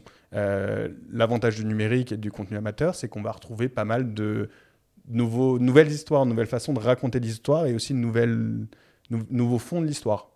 Pour prendre un exemple, la grosse tendance aujourd'hui dans le numérique, c'est la romance. La romance, dans tous les cas, le lecteur est une lectrice, donc c'est souvent les femmes qui lisent beaucoup. Donc la romance est un genre prédominant, et spécifiquement dans la romance, aujourd'hui, on va retrouver beaucoup, notamment sur Neovel, ce qu'on appelle du boys love, donc de l'amour justement entre hommes. Et ça, c'est un schéma qui est très peu retrouvé aujourd'hui en maison d'édition, mais par contre, par l'édition numérique ou par une approche justement de contenu numérique, et notamment dans les web novels, ça permet justement de toucher un type de contenu, une audience qui recherche ce genre de contenu-là, qui ne trouve pas ailleurs. D'accord. Et ok. En termes de défis, est-ce qu'il y en a eu d'autres ? Oui, on fait constamment face à des défis financiers. Ça, c'est clair et net. Comme je l'ai dit, on est une entreprise qui a besoin de... Est-ce que votre chiffre d'affaires aujourd'hui ne vous permet pas suffisamment de pouvoir... On vise une rentabilité à 3-5 ans encore. Et par rapport, en fait, ce que ça coûte de développer, d'ailleurs, c'est un de nos avantages concurrentiels, c'est que le fait qu'on ait développé en interne et que ça fasse 5 ans qu'on développe ce type de plateforme, il peut y avoir des gros acteurs qui arrivent avec une plateforme spécifique, mais ils ont besoin de beaucoup de temps et de beaucoup d'argent pour développer ce type de produit.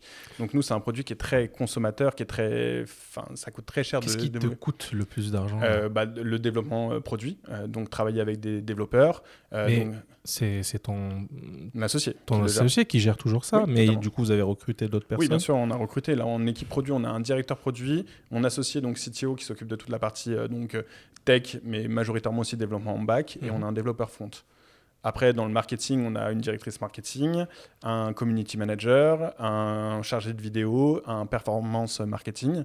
Et après, dans ma partie, donc au-delà de mon travail de dirigeant, je m'occupe aussi de la partie éditoriale et j'ai une alternante aussi édition avec moi. Donc là, aujourd'hui, on est 9 dans la structure. D'accord. Et c'est finalement le coût humain qui est le plus élevé pour toi ? Les RH coûtent très cher et les enjeux aussi marketing coûtent aussi assez cher. Et donc du coup, oui, on crame pas mal d'argent mensuellement et on est loin de générer suffisamment. Vous vous rémunérez tous les deux ou pas ? Oui, on se rémunère depuis un peu plus d'1 an. D'accord, pour tenir. Il faut. Justement, le chômage aide beaucoup. Le chômage, je pense, qu'il est le premier employeur d'entrepreneurs au tout début. D'ailleurs, c'est dommage que les régulations aient un peu changé parce que ça devient un peu plus difficile d'avoir le chômage et d'être un entrepreneur. Donc, c'est dommage, mais bon, voilà. Ah non, mais moi, je pensais que c'était plutôt... on est plutôt dans une phase où on promeut ça, où on facilite. Oui, pour des gens qui décident d'entreprendre après plusieurs années d'ancienneté dans une boîte, je crois que pour pouvoir démissionner, pour pouvoir entreprendre, il faut avoir au moins passé 5 ans d'ancienneté dans une société. Donc en gros, c'était pas forcément le meilleur modèle, mais par exemple moi j'ai fait plein de petits boulots à côté, donc en parallèle de Neovel, et donc j'avais fait hôte d'accueil, j'ai fait plein de choses différentes, et généralement je faisais un abandon de poste. Et donc, du coup, je faisais passer par là, ce qui me permettait de retoucher le chômage. Mais oui, et de pouvoir derrière retenter Exactement. autre chose.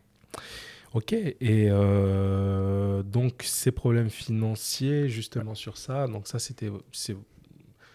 enfin, finalement, la partie marketing, vous cramez aussi beaucoup. Pour l'instant, on joue sur des petits budgets. Justement, c'est un peu en fonction de la disponibilité de trésorerie qui vient impacter justement les budgets marketing. Mais dans les faits, on a besoin de Pourquoi beaucoup de vous en avez dépenses. besoin? Sur quel, Parce qu'on est sur une approche B2C, donc en gros, on doit faire venir beaucoup de monde. En fait, notre entreprise, c'est les lecteurs un peu... que vous essayez Oui. de chercher? Lecteur, ouais. Auteur, l'acquisition, elle est relativement naturelle. On a 5 à 10 auteurs qui nous rejoignent par jour. Donc ça, sur côté auteur, donc côté édition, on a plutôt des enjeux de développement de contenu de qualité. C'est pour ça cette logique justement de studio et de production. Côté lecteur, on a justement des enjeux à faire venir des personnes, donc des lecteurs, qui vont rester sur notre plateforme et qui vont payer sur notre plateforme. Et donc ça, pour maîtriser l'entièreté de ton funnel, à la fois dans la logique d'acquisition, de rétention et de revenus, c'est des coûts marketing qui sont assez forts. C'est des enjeux aussi de comprendre ton utilisateur. On en parlait un petit peu en off, mais du coup, nous, on a vraiment des enjeux aussi de data, data de trafic, de savoir d'où est-ce qu'ils viennent et pourquoi est-ce qu'ils viennent, mais aussi des données d'usage, qu'est-ce qu'ils consomment sur notre plateforme, pourquoi, comment, où est-ce qu'ils vont, où est-ce qu'ils s'arrêtent, quelle typologie de lecteurs lit plus longtemps que les autres, et tout ça pour pouvoir segmenter justement notre audience. Et plus tu es segmenté, plus ça te coûte cher. Et enfin, il faut bien maîtriser pour pouvoir après réduire tes coûts. Tu connais aujourd'hui ces datas-là? C'est-à-dire quel est l'utilisateur qui vient et qui paye aujourd'hui chez toi? Oui, en partie, ouais. En partie, là, justement, on a changé de business model le 27 octobre, donc c'est relativement récent, justement, ce nouveau frustration par le temps et l'évolution du business model. Donc, on est encore en phase d'apprentissage pour être en capacité de maîtriser tout ça. Mais oui, on a beaucoup de données, et justement, mon directeur produit est là, justement, pour analyser ces données, en tirer des insights et pouvoir, justement, les transmettre au marketing pour pouvoir impacter les campagnes. Bon, bah, génial. Et, est-ce qu'il y a eu des moments éventuellement quand forcément entre associés où c'était pas trop ça? Est-ce qu'il y a eu des moments? En vrai, ça va. Non, en vrai, ça va. J'ai de la chance. Là, tu as de la chance, c'est avec Ouais. ton meilleur pote, mais est-ce que malgré tout, il n'y a pas eu quand même des moments de friction? Si, en fait, si, bien sûr, ça fait partie du jeu. La plupart du temps où on se prenait la tête, c'était plutôt dû au fait que ce que je vais appeler nos précarés, donc notre travail opérationnel, quand ils se confrontaient. Quand on était, en fait, donc Thibaut est un tech, donc il a une vision très pragmatique et rationnelle de son métier, et c'est hyper important pour pouvoir développer les choses. Et à l'inverse, moi, dans mon métier, j'ai besoin de voir plus loin, plus large, prendre de la hauteur. Je pense que d'ailleurs, on discutera des conseils pour les entrepreneurs. Mon principal conseil quand je suis mentor, c'est de dire prendre de la hauteur. Et donc, du coup, voilà, donc quand nos précarés se rencontraient, c'est à ce moment-là qu'on avait potentiellement des frictions. Et ça fait partie du jeu. Nous, l'avantage, c'est que dans notre mode de fonctionnement, on n'est aucunement rancunier de ce genre de choses, et ça a amené plutôt des sujets qui étaient pertinents. C'est juste que parfois on a perdu du temps, parfois on a perdu de la voix à se prendre la tête, mais ça fait partie du jeu. Et justement, après, dans la question des recrutements, quand tu es en capacité de recruter par la suite, c'est hyper important de définir le type de profil que tu vas vouloir rechercher pour à la fois quand tu es plusieurs fondateurs, que ça marche dans votre duo, trio, etc., mais aussi des personnes qui vont être là pour t'apporter quelque chose au-delà de l'opérationnel, aussi la possibilité de construire un ping-pong autour de tes décisions, de tes réflexions, et venir apporter réellement aussi, elle aussi, de la hauteur sur ta stratégie. Bien. Mais maintenant, au-delà de cette partie recrutement, est-ce que vos nouveaux associés qui sont entrés, eux, viennent vous titiller un petit peu? Moi, j'attends de ça d'eux, oui. Donc, en fait, oui, on a une relation très ouverte là-dessus. Nous-mêmes, je pense que dans notre façon de travailler avec mon associé, donc avec Thibaut, on a été très ouverts aussi on a fait de la place pour que justement ils viennent prendre aussi cette position-là. Et puis nous, on a fait le choix, à la suite de la levée de fonds, potentiellement, en gros, on avait un peu le choix de recruter 3 profils juniors, donc de gagner un peu plus d'opérationnel, ou alors 2 profils seniors. et donc du coup un peu moins opérationnels, mais des profils plus expérimentés. Et donc nous, on a fait le choix d'aller chercher plutôt des profils seniors qu'on va payer un petit peu plus cher, mais qui vont pouvoir apporter justement cette matière grise en plus que cette matière opérationnelle. Et donc non, en effet, je pense que dans notre relation avec Thibaut, il y avait déjà cette place-là qui était à prendre. Vu qu'on avait deux façons de voir les choses très différentes, ça nous apportait mutuellement, mais parfois il y avait moins de dialogue. Et en fait, le fait d'avoir ces nouvelles personnes qui viennent et qui rentrent dans l'entreprise avec des compétences et des spécificités qui leur sont propres, ça venait justement enrichir le dialogue et permettre d'aller un peu plus loin. Ouais. D'avoir un nouveau point de vue. Exactement. Mais vous avez quand même négocié le fait de pouvoir être libre quand même de votre développement. Nous, on a de la chance. Notre investisseur, pour le coup, bien qu'il soit industriel et qu'il puisse pourtant avoir son mot à dire, il nous laisse la main mise sur notre développement. Après, ils sont rentrés minoritaires, donc même d'un point de vue... Vous avez cédé combien en tout ? On a cédé 16%. Ça va ? Ouais. Ça va. Ça nous laisse la possibilité de faire d'autres rounds, parce qu'on serait obligé d'en faire d'autres. Vous avez un projet pour ça ? Bien sûr, rapidement. Moi, 2024, il faut qu'on... Une grosse partie de mon travail, quasiment constamment, c'est de trouver des financements. Donc ouais, là, je travaille beaucoup avec la BPI en ce moment, avec des banques, et on prépare une levée de fonds, une nouvelle... Comme j'ai dit, si j'avais pu m'en passer, je l'aurais fait, mais on a d'autres besoins. Là, à ce stade, vous ne pouvez pas faire une levée, mais plutôt crédit, vu que... La levée de fonds qu'on a eue en début d'année nous permet de lever du crédit du non dilutif, donc auprès de la BPI et auprès des banques. Je ne vais pas m'épancher dessus, mais grosso modo, côté BPI, ça a pris beaucoup de temps. Là, on arrive normalement au dénouement. Ça fait plus de 6 mois que le dossier est en instruction. Je comprends maintenant. Voilà, bref, donc c'est des sujets. Et donc, du coup, la BPI, en fait, les banques nous suivent si la BPI suit. Donc, on a besoin d'avoir l'accord de la BPI pour pouvoir continuer l'accord des banques. Ça n'empêche pas de préparer le dossier et de faire en sorte que ça puisse avancer après. Donc, ce qui est le cas aujourd'hui.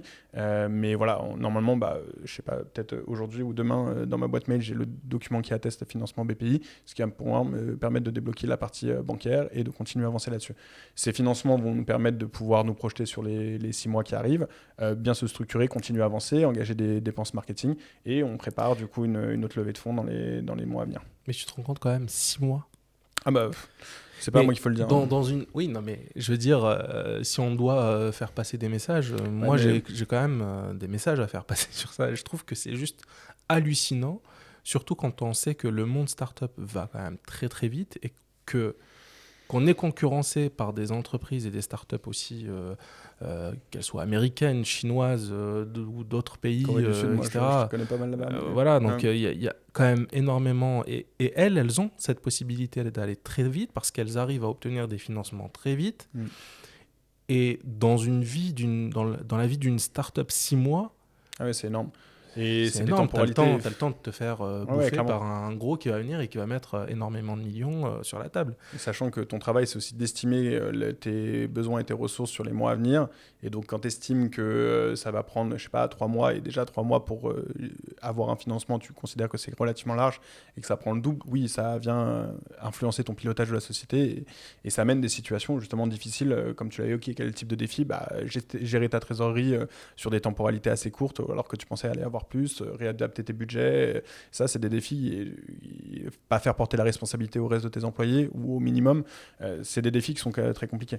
Mais voilà, la BPI, je vais pas leur jeter la pierre. C'est vrai que tu vis bien toi, je trouve. Enfin, je sais pas, est-ce que c'est parce que là on en parle et que c'est un exercice que tu maîtrises, mais en vérité moi ça c'est quelque chose qui me prend la tête, mais à un point. Je vais pas te mentir, je l'ai beaucoup porté dernièrement. Ça fait partie du. Ouais, ça a été assez compliqué là-dessus. Après, moi, ma façon de gérer les choses, je pense que ce qui fait que je suis pas mauvais dans ce que je fais, c'est aussi ma capacité justement à encaisser les informations, les analyser, les gérer et aussi essayer de. On reparlera de la vie privée perso, mais essayer de justement siloter ton mindset, enfin ta charge mentale.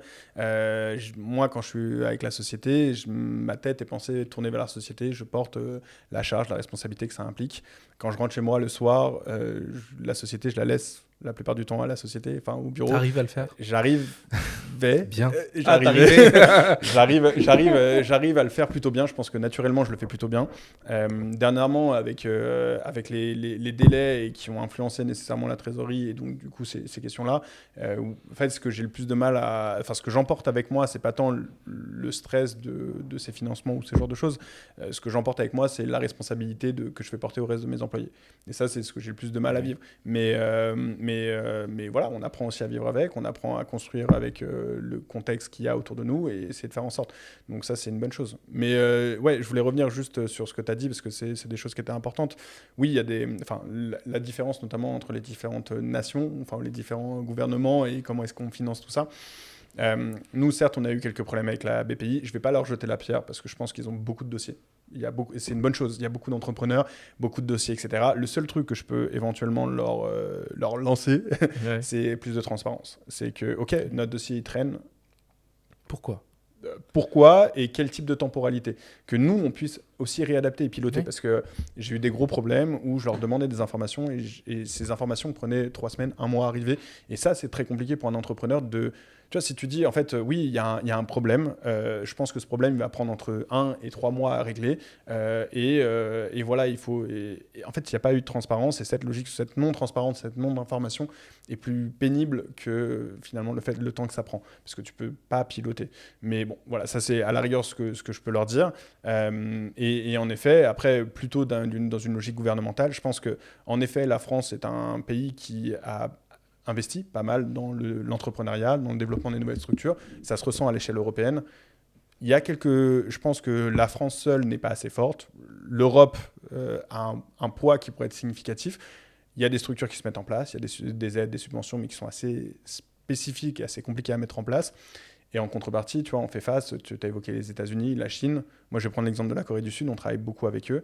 La Corée du Sud a décidé d'investir dans son soft power. C'est un peu son moyen aussi de justement être fort. C'est leur French Tech à eux. Ouais, un peu leur French Tech. et vraiment, tout joue sur la partie, en effet, industrie créative et culturelle.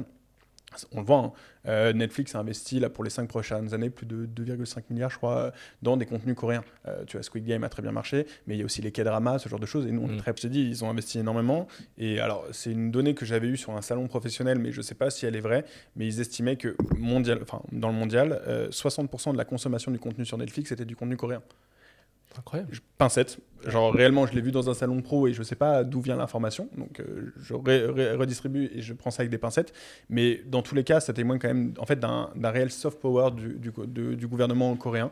Ils investissent énormément dans les webtoons, qui est ce manga numérique qui est très proche du format web novel. Donc ils investissent aussi dans les web novels. Ils investissent dans les jeux vidéo, dans la K-beauty, dans la K-pop, dans toute cette logique de K quelque chose pour Korean. Et en fait, là, dans ces logiques-là, il y a une stratégie gouvernementale spécifique sur le soft power et ils mettent des moyens. On ne parle pas de 30 000 € à la création d'une entreprise. On parle de plusieurs milliers, centaines de milliers pour développer des sociétés, de prendre des risques, de faire en sorte que, OK, on va mettre un billet sur cette société parce qu'on pense qu'elle va marcher. OK, elle ne marche pas, c'est pas grave. Ça fait partie du plan de développement du soft power du pays. Et réellement, il y a une vraie dynamique gouvernementale autour de ce sujet-là. Et c'est vrai que, alors propre à mon secteur, je le regrette un petit peu, c'est que en tout cas Neovel et même d'autres sujets, je peux parler de manga.io, je peux parler de ce genre de structures qui sont des structures qui sont hyper pertinentes. Elles ont beaucoup de mal à se développer. Pourtant, comme j'ai dit, les plateformes de contenu, c'est des projets qui sont très gourmands et high risk, mais high benefits si ça marche. Et en fait, on n'a pas forcément la manne financière à disposition pour développer ce type de structure. La preuve en est, on a quasiment aucun. On en discutait tout à l'heure. On a quasiment aucune plateforme de contenu leader ou forte en France, alors qu'on est très bon dans l'entrepreneuriat. On avait Dailymotion. Ils se sont fait bouffer par YouTube. À mon sens, peut-être par faute de moyens. Après, il y a des logiques. C'est pas les seules raisons, à mon sens, mais il y a aussi cette logique-là. Pareil, Deezer face à Spotify. Tout ça, c'était des plateformes de contenu novatrices, innovantes, en avance sur son temps et qui auraient pu faire quelque chose à l'échelle mondiale et qui se sont fait bouffer par d'autres. Ça arrivait 2 fois, voire même beaucoup plus. Je pense qu'en France, on ne se rend pas compte de comment est-ce qu'on finance des plateformes de contenu et ce que ça implique. Et je pense qu'il y a une raison de temporalité sur certains instituts financiers, une raison de certaines frivolités, je pense que c'est ça le terme, par exemple des banques ou d'investisseurs, et un manque de dynamique gouvernementale sur ce genre de sujet, parce que c'est beaucoup de risques, mais c'est aussi beaucoup de retours sur investissement, pas que financier, aussi sur le soft power, le pouvoir de la France, de la culture française et de ce que ça représente. Parce que moi, j'ai regardé la plupart des entreprises qui font des levées très, très, très, très, très importantes. Souvent, il y a quand même beaucoup d'investisseurs étrangers qui sont dedans. C'est vrai. C'est-à-dire quelque part, ok, elles sont françaises, mais il y a quand même, on va dire, des grandes parts qui sont détenues aussi par des investisseurs étrangers. Et c'est vrai que nous, on a du mal quand même à mettre un peu la main à la poche, je trouve, pour soutenir des projets innovants ou parfois même qui sont, on va dire, aux prémices. Et de croire finalement juste à l'idée. On attend toujours d'avoir d'abord un certain nombre d'éléments vraiment concrets pour pouvoir se dire, minimiser le risque. Et du coup, l'investisseur, il intervient, mais des fois, à mon sens, trop tard. Alors, les leçons que tu as apprises en tant qu'entrepreneur, clairement, les pièges que éventuellement que tu as évité, etc. C'est quoi? Moi, la première leçon, souvent, en fait, c'est une question qui est assez marrante parce que souvent, on dit à un entrepreneur, il dit, moi, j'ai une idée, elle est géniale, et cette idée, je vais la garder pour moi jusqu'à ce qu'elle soit développée, et à ce moment-là, je pourrai en parler. Et c'est souvent un premier truc, tu as la peur de piquer l'idée. Ouais. Et peut-être que ça existe réellement. Mais moi, ma première leçon, c'est parlez-en. En fait, vous vous rendez pas compte du pouvoir des gens autour de toi. Certes, tu as peut-être une chance sur 1000 de tomber sur une personne qui va être mal intentionnée, qui va te piquer ton idée. Mais déjà, toi, tu l'as mieux maturé que lui au début. Tu es en train de la construire, tu es en train de la développer, tu as déjà de l'avance sur cette personne-là. Et en fait, tu as tellement plus à gagner, à en parler, à rencontrer d'autres entrepreneurs, d'autres personnes de ton secteur. Et en fait, l'entrepreneuriat, à mon sens, c'est quelque chose c'est un métier qui est complexe. C'est un métier où tu es amené à faire plusieurs métiers en un. C'est un métier où tu prends des risques. C'est un métier où tu mets une partie de ta vie en jeu. C'est un métier qui est complexe et c'est beaucoup plus simple si tu es entouré. Si tu as des personnes pertinentes autour de toi. Et pour identifier ces personnes pertinentes, il faut que tu en parles. Il faut que tu vois, il faut que tu rencontres des gens, il faut que tu ailles chercher, il faut que tu ailles t'ouvrir. Et en gros, moi, je l'ai beaucoup vu avec notre ancien incubateur qui s'appelle Matrice Cube, qui est vraiment basé sur cette logique de communauté où toutes les 2 semaines, on avait un rendez-vous d'1h30 où chacun arrive avec ses sujets et les partage aux autres entrepreneurs qui sont dans des secteurs totalement différents, dans des niveaux d'avancée totalement différents, et tu confrontes tes problèmes avec d'autres personnes. Ça ne veut pas dire que la personne qui va te répondre elle va te dire forcément la bonne solution, mais ça permet de la confronter, de voir par quelle expérience sont passés les autres. Et je pense que l'entrepreneuriat, c'est de l'expérience. C'est toi qui expériences beaucoup de choses. Et cette expérience, elle est beaucoup plus facile à vivre quand tu la partages avec d'autres. Et voilà, en tout cas, ma leçon, c'est ne pas hésiter à aller chercher des structures d'accompagnement, des mentors, des incubateurs autour de toi. Si tu as des entrepreneurs, même si ce n'est pas le même secteur, moi, dans l'édition, je n'avais personne, mais si j'avais une personne qui avait lancé une boîte dans le BTP à côté, intéressant d'aller le voir et de voir comment est-ce qu'il l'a construit, comment est-ce qu'il l'a structuré. Ne pas hésiter à en parler. Je pense qu'on a plus à perdre de ne pas en parler. D'aller en parler et pense discuter avec les gens. Du coup, là, le futur, on va parler de ça, sur les projets futurs pour Neovel. Et tu m'as parlé tout à l'heure de la hype en ce moment, qui est le Web3, donc là, avec l'intelligence artificielle aussi, qui arrive et qui débarque. Comment est-ce que tu envisages d'une part l'évolution de Neovel, donc on en a un peu parlé sur la prochaine levée que tu voudrais faire, et puis est-ce que tu as réfléchi à comment éventuellement intégrer un peu l'IA dans ta production ou dans ton projet? Je vais commencer par la première question qui est plutôt sur grosso modo qu'est-ce que la vision de Neovel. Tu as évoqué la levée. Comme j'ai dit, la levée, c'est vraiment juste un moyen. Oui. Je ne le vois pas du tout comme une finalité, une vision, quoi que ce soit. Et au contraire, ce n'est pas forcément le sujet qui est important finalement chez Neovel. Notre ambition, en fait, on a identifié que l'histoire, elle pouvait prendre plusieurs formes. Donc déjà, il y a le format papier, et on se retrouve avec un roman tel qu'on a l'habitude de le voir. On essaye de repenser cette histoire de sorte à ce qu'elle soit adaptée à un usage numérique, aussi bien côté lecteur que côté auteur. Donc il y a déjà cette première brique. Ensuite, cette histoire, pourquoi est-ce qu'elle doit vivre que en roman ou en format littéraire? Pourquoi est-ce qu'elle ne peut pas évoluer en format graphique, en format audiovisuel, en jeu vidéo, en série télé? Finalement, ça a un univers.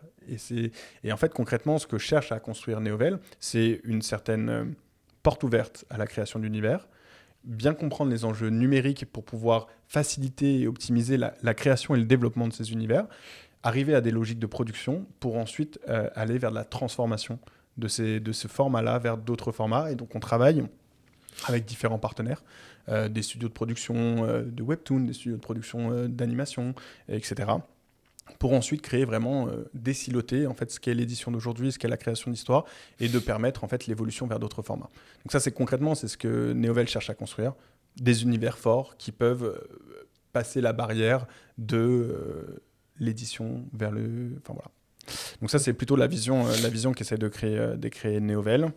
Et sur après les questions toutes liées autour de l'IA et du Web3, etc., c'est un sujet qui est assez touchy, mais quand même un petit peu chez nous, dans l'édition numérique, enfin dans l'édition, dans sa globalité.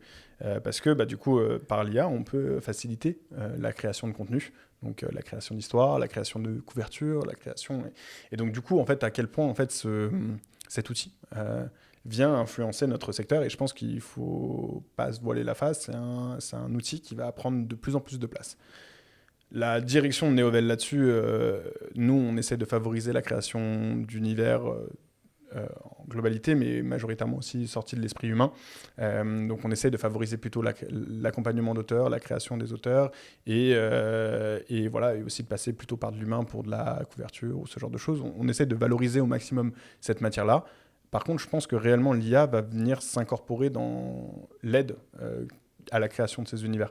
Il faut que ça devienne un outil et pas un auteur. Tu vois ce que je veux dire? Et donc, du coup, je pense qu'il y a des auteurs qui font face nécessairement à des logiques, par exemple la feuille blanche, de se retrouver un jour face à une feuille blanche et de ne pas savoir ce qu'on va pouvoir écrire, etc. Et je pense que l'IA peut être un très très bon outil de stimulation de cette créativité. Il y a un outil qui s'appelle, c'était même avant toute la hype, il y a un truc qui s'appelait Dungeon, playdungeon.ai.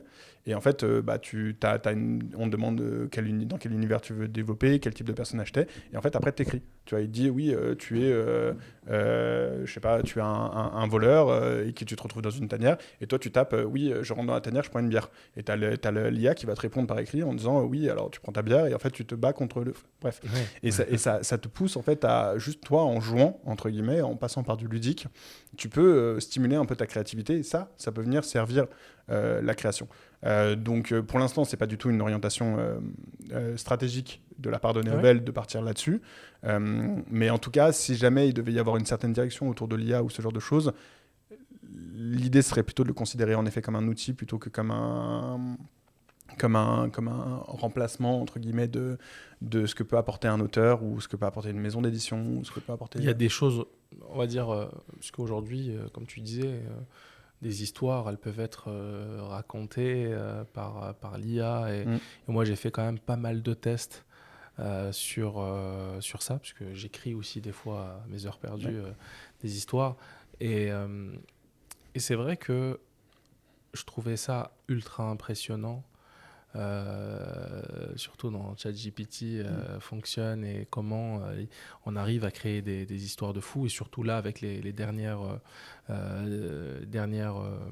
mises à jour qui ont été réalisées, où on peut vraiment programmer quelque part son bot pour qu'il puisse créer on va dire le contenu qu'on veut. Moi je l'ai utilisé, j'ai fait des tests sur des scénarios.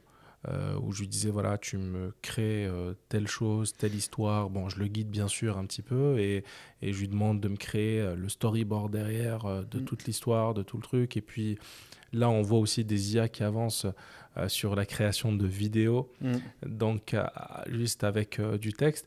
Et Et moi, quand j'avais vu ta plateforme, je me suis dit, mais attends, lui, il peut carrément intégrer l'IA dans son milieu, où je me dis, ok, moi j'aime bien, par exemple, cette histoire que, voilà, je veux la voir en mode vidéo ou générer une vidéo de l'histoire qui a été éditée par un auteur, par exemple, et pouvoir la visionner aussi. Donc, de manière assez rapide et instantanée, sans forcément... oui, on a de l'humain du coup en moins dans tout ça, mais c'est vrai que ça apporte une nouvelle aussi, Ouais, totalement. Mais tu une vois, nouvelle en vrai, fonction assez intéressante, je trouve. et ce que tu en vrai, c'est des vraies compétences d'être en capacité de driver une IA pour être en capacité de générer un contenu qui soit suffisamment qualitatif et pertinent. Et donc, c'est des vraies compétences. Et c'est pas des compétences que je dénigre, loin de là. Et en plus, on est aux prémices de l'IA. Et c'est, à la rigueur, c'est ça qui est assez impressionnant, c'est que ça fait seulement quelques mois, années que c'est devenu accessible à tous. Et c'est impressionnant de voir la vitesse à laquelle ça va. Donc, c'est ce qui est un peu déroutant. En fait, on ne sait pas de quoi dans un an ce que ça donnera, dans 2 ans, dans 5 ans, et à quel point ça va prendre de la place. Et pour l'instant, c'est parti pour prendre de la place. Donc, Ouais. je vais pas. En fait, en effet, plutôt côté Néovel, sur de la logique de production. Peut-être qu'on va pouvoir automatiser une partie des choses pour gagner un peu de temps, gagner en efficacité, ça peut être un sujet. Mais encore une fois, je tends à valoriser plutôt la création humaine plutôt que intelligence artificielle. Et on verra. Après, sur des logiques, tu vois, plus de diffusion. Tu vois, j'évoque que notre plateforme elle est ouverte à des logiques, enfin à des auteurs amateurs. Et nous, on a déjà vu, d'ailleurs, on a fait des concours d'auteurs et on a remarqué qu'il y avait certains contenus qui avaient été générés par de l'IA. Et donc, du coup, bah, là, dans le cadre de ce concours, qui est un concours d'auteurs, bah, l'IA n'a pas sa place. Mais dans une logique de diffusion, à condition que ce soit labellisé, catégorisé, que c'est un contenu généré par de l'IA, peut-être que ça peut trouver de la place sur Néovel. C'est pas du tout une direction Est-ce que stratégique. l'auteur qui fait appel à l'IA pour, voilà, quand il se confronte à une page blanche un petit peu Ouais. pour l'aider, est-ce qu'il doit le dire aussi? Bah, c'est des que très bonnes c'est- réflexions à avoir. En fait, il va y avoir forcément il va y avoir un cadre à poser, à savoir est-ce que c'est quand tu as fait 20% du travail ou quand tu as fait 80, enfin, comment ça se positionne. Ça, il va y avoir forcément des logiques qui vont être très compliquées et très spécifiques à cadrer. Je n'ai pas la réponse aujourd'hui et ça, il faudra qu'on en discute avec toute l'équipe et le produit et voir ce qui se passe. Mais voilà, après, nous, il y a tu vois, par exemple, sur le concours, pour déterminer qu'il y avait un contenu qui a été généré par de l'IA, il y avait des outils qui permettaient de savoir si ça avait été produit par de l'IA. Et en fait, tu vois, en faisant un copier-coller, tu étais en capacité de voir si oui ou non c'était produit par de l'IA. Quand tu as 80% de ton contenu, voire même 70% qui est euh, potentiellement généré par de l'IA, pour moi, tu n'as pas un travail d'auteur, d'écriture. Mais par contre, tu peux avoir une base qui a été écrite par l'IA, et toi, en tant qu'auteur, tu viens apporter ton style, tu viens retravailler, et en fait, l'IA te permet d'avoir ta base sur laquelle tu vas modeler. Et ça, il y a des nuances à construire et des directives à poser, ça c'est sûr. Nous, c'est sûr qu'on va être influencé par ça. Et on en a conscience. On essaye juste de... Nous, enfin...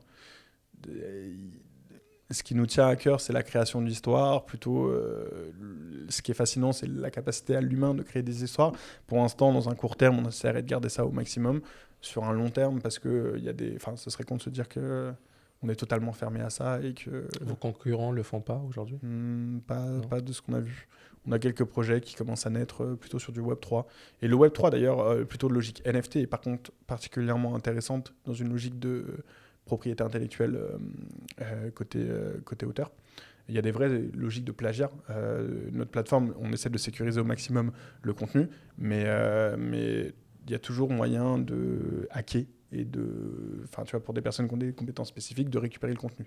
Mais par contre, non, logique NFT, dans une logique justement de blockchain et de sécurisation de l'information, je pense qu'il y a un vrai enjeu, notamment dans l'édition numérique, d'être en capacité de dire ce contenu-là, voilà, ce livre-là spécifiquement, cette histoire, elle m'appartient et je sécurise la propriété intellectuelle de cette œuvre dans la blockchain. Et comme ça, tu sécurises l'information. Et dans ces enjeux, si tu as des enjeux juridiques plus tard, parce qu'il y a du plagiat, tu as un outil qui permet de justifier que ça t'appartient réellement. Et ça peut être très pertinent dans une logique justement de contrôle de la propriété intellectuelle. C'est pas un peu le rôle aussi de la SACEM? En vrai, dans le numérique, c'est très compliqué. Enfin, il y a énormément de plagiat, il y a énormément de vols, c'est très compliqué à prouver. Il y a c'est une galère. C'est une galère. Il y a un truc qui s'appelle l'ISBN qui permet de sécuriser aussi une œuvre. Il y a plein de logiques qui existent, mais qui sont parfois lourdes, qui ne sont pas adaptées à tout. Là, dans une logique NFT, donc réellement de token, il y a un truc intéressant à faire. Et ça pourrait être... On y a déjà réfléchi, c'est pas forcément les compétences techniques qu'on a en interne, donc pour l'instant, c'est pas la stratégie première. Ouais. Mais je pense réellement que dans une logique de sécurisation de la donnée spécifiquement pour les auteurs, il y a un truc à faire côté NFT, plutôt dans l'accompagnement et l'aide des auteurs. Donc les tendances émergentes qui pourraient avoir un impact? Le désilotage, d'avoir un contenu qui vit par plusieurs formats. Ça, je pense que en fait, c'est un cercle vertueux. Tu as un contenu qui vit, par exemple en web novel, pour reprendre mon exemple, qui va toucher une autre audience en webtoon. Et l'audience de la webtoon, c'est plus cher à produire, mais ça touche plus de monde et c'est plus accessible. Donc le taux de pénétration est plus fort. Ceux qui lisent le webtoon vont lire le web novel. Et après, une fois que tu sors du webtoon, ça va souvent dans les séries télé. Et la série télé, tu touches encore plus de monde, donc c'est plus cher à produire, mais tu touches encore plus de monde. Et en fait, les gens qui ont vu la série télé reviennent vers le web novel, vers le webtoon et finissent au web novel. Et dans cette logique justement d'un univers qui va toucher différents formats et donc différentes audiences, tu as la possibilité de créer ce qu'on appelle une IP, une propriété intellectuelle de plus en plus forte. Et je pense que cette logique de désilotage d'une histoire, de la faire vivre à travers différents formats, de pas juste aussi penser à une adaptation pure et dure, mais de penser par exemple à des spin-offs d'un personnage, de jouer avec cette histoire, ce format, cet univers, y a moyen que ça fasse pas mal évoluer les tendances culturelles dans l'entertainment et dans le contenu digital. Est-ce que tu aurais éventuellement des livres, des films ou des podcasts qui ont été importants pour toi et que tu aimerais partager avec notre audience? Alors, je lis beaucoup de choses, mais plutôt de la lecture pour le plaisir, mis à part quand c'est pour le travail. Mais la plupart du temps, en fait, j'ai beaucoup de lecture ou de consommation plaisir. Donc j'ai plein de références à donner pour prendre du plaisir, pour lire de la fantasy, de la science-fiction, voilà, ce genre de choses. J'ai pas de trucs, je suis pas très contenu spécifique entrepreneur ou des trucs qui vont me permettre d'aller un peu plus loin. Il y a quelques podcasts, c'est intéressant. Il y a Génération Do It, un truc comme ça, je crois que c'est ça, ouais, qui est assez intéressant. Il y a des sujets. Génération Do It. Qui est un podcast que j'écoute de temps en temps, qui est assez pertinent. Il y a des podcasts spécifiques en fonction de marketing ou ce genre de choses qui peuvent être intéressants, mais j'ai même plus les références en tête. Et sinon, propre à mon secteur, il y a une série qui a été assez intéressante à regarder, enfin en tout cas personnellement, c'est The Playlist, qui raconte l'histoire de Spotify, et en plus chaque épisode du coup est avec un angle différent. D'abord l'angle de l'entrepreneur, ensuite l'angle juridique, ensuite l'angle des maisons de disques, et en fait à quel point en fait chaque secteur vient modeler en fait le projet. Et donc ça c'est très très propre c'est très proche de ce qu'on fait avec Neovel. Donc ça a été une série qui a été très intéressante à regarder de ce côté-là. Des entrepreneurs ou des leaders qui on va dire à suivre pour toi, ou qui ont c'est pareil, je vais avoir un peu le même positionnement, c'est-à-dire que je suis pas trop réseaux sociaux, je suis pas trop focalisé là-dessus, donc je suis pas forcément des grands entrepreneurs, j'ai pas des grands rôles modèles. Je trouve que des entrepreneurs, parfois des leaders. Je trouve qu'en fait je trouve qu'on est très bien, enfin peut-être c'est peut-être moi, mais je trouve que j'ai plein de personnes autour de moi qui sont assez inspirantes, assez enrichissantes à leur propre manière, et en fait il y a beaucoup à tirer autour des personnes autour de soi. Donc je m'inspire beaucoup j'en ai parlé de mon ami Quentin Durand qui était un entrepreneur, qui était l'un des premiers à m'accompagner. J'ai un ami par exemple qui s'appelle Floris, et il a à la fois un profil agence, donc un travail agence en OPS, donc opération spéciale, mais à côté il est aussi artiste, donc un rappeur qui s'appelle Flo de Kid. Et donc cette dualité et la façon dont il gère à la fois la partie artiste et la partie professionnelle, c'est hyper intéressant, et c'est hyper enrichissant. Ma copine qui a un profil aussi assez atypique autour de... elle est designer textile, mais elle est aussi doctorante, on en parlait, qui est aussi doctorante en ingénierie des sciences des matériaux. Et donc c'est un profil aussi un peu entre les deux. Et cette dualité, justement, et voilà, en fait, il y a énormément de choses à en tirer. Mon père n'a pas été un entrepreneur, mais mon père a été un sportif. Il a fait, pendant qu'il était jeune, il a été champion de France d'aviron. Et c'est un fils d'immigrés. En fait, ses deux parents sont immigrés, donc slovènes. Et donc, du coup, ne parlait pas la langue. Donc, les premières années, il a été réellement tout seul. Il s'est construit seul. Et ça, c'est pas forcément des grandes figures ou des leaders ou quoi que ce soit. Mais autour de soi, il y a toujours des petites personnes à suivre et à apprendre d'eux. Donc, voilà, j'ai plein d'amis comme ça. Vraiment, je chéris un peu toutes les personnes Déjà, qui sont autour de moi. toi, il y a beaucoup d'inspiration. C'est ça, exactement. Il n'y a pas forcément besoin d'aller chercher des Elon Musk ou ce genre de choses qui peuvent potentiellement être inspirantes. Ça peut parler à certaines personnes, mais c'est pas là-bas que je vais chercher des choses. Après, je vais juste faire un petit... je pense qu'il y a aussi une personne qui fait bien les choses dans mon secteur et qui est intéressant à suivre, c'est Romain Régnier. Alors lui, il n'est pas du tout aussi influenceur ou quoi que ce soit LinkedIn, mais c'est le fondateur de Manga.io.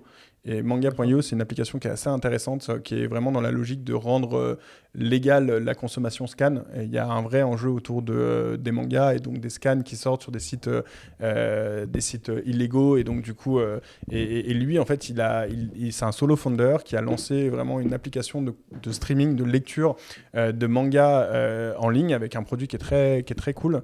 Et donc du coup, pareil, voilà, il a un beau projet. Et donc du coup, j'en profite. C'est une personne que je trouve particulièrement aussi intéressante à suivre. Bon, on va peut-être l'inviter un jour chez nous pour discuter avec lui. Pour conclure, du coup, un message que tu souhaiterais partager éventuellement avec les entrepreneurs qui veulent se lancer. Un dernier message, ça serait quoi pour toi ? Il y a plusieurs messages que j'ai passés, donc je vais peut-être en énumérer quelques-uns, mais déjà le partage, essayer de rencontrer pas mal de personnes, ne pas hésiter à en parler, rencontrer du monde, je pense qu'il y a beaucoup de choses à en tirer. La prise de recul, je pense que le rôle d'un entrepreneur et d'un dirigeant, il est complexe dans le sens où tu as besoin d'être focus et sur l'opérationnel quasiment tous les jours, d'être pris dans ton opérationnel, de boucher les trous quand il y a des besoins, etc. Donc il y a un truc très très très terre à terre et en fait il faut réussir à apprendre à s'instaurer dans son quotidien des respirations, des moments où tu prends du recul sur ta stratégie, sur ce que tu as fait le mois dernier, sur ce que tu as fait sur l'année, de se rendre compte ce qui a marché, ce qui n'a pas marché. Et donc, en fait, cette capacité à prendre du recul sur ton business, sur ton activité, je pense qu'il est hyper pertinent. Et tu peux l'avoir soit personnellement parce que tu te l'intègres dans ta routine, entre guillemets, ou alors tu peux l'avoir justement en discutant avec d'autres personnes. Et notamment, moi, je préconise pour des jeunes entrepreneurs de rencontrer des mentors, des entrepreneurs expérimentés qui ne vont pas investir chez toi, qui sont juste là, juste pour t'aider, et il y en a beaucoup, et des personnes très pertinentes. Donc ça, je le mets aussi pas mal en avant. Et après, peut-être que c'est aussi personnel, mais t'évoquais la rapidité d'aller vite dans un business. Moi, j'ai plutôt tendance à dire qu'on court un marathon. on est moins sur un sprint que sur un marathon. Donc, ne pas négliger sa vie perso. L'équilibre balance vie pro, vie perso, je pense qu'il est très pertinent et très important. Donc, personnellement, moi, j'essaie de me tenir au maximum à mes horaires. Je commence à 9h30 le matin et j'essaie de ne pas finir trop tard le soir. Je ne travaille pas les week-ends, sauf quand c'est réellement obligatoire et ça arrive genre 3-4 fois dans l'année. J'essaie de faire en sorte que ce soit très peu parce que, en fait, faut pas se cramer. La vie de la société, la santé de la société, c'est la santé de son dirigeant et de ses porteurs de projets. Et donc, en gros, ne pas lésigner sur soi, sur s'écouter, s'entendre et apprendre en fait à courir un marathon et non pas un sprint. Merci beaucoup Thibaut. Avec plaisir. Merci pour cet échange et pour tout ce que tu as tout ce que tu as partagé finalement avec nous. Ce que je peux te souhaiter moi, c'est beaucoup de succès pour Neovel. On va suivre ça avec beaucoup d'intérêt chez B9TV.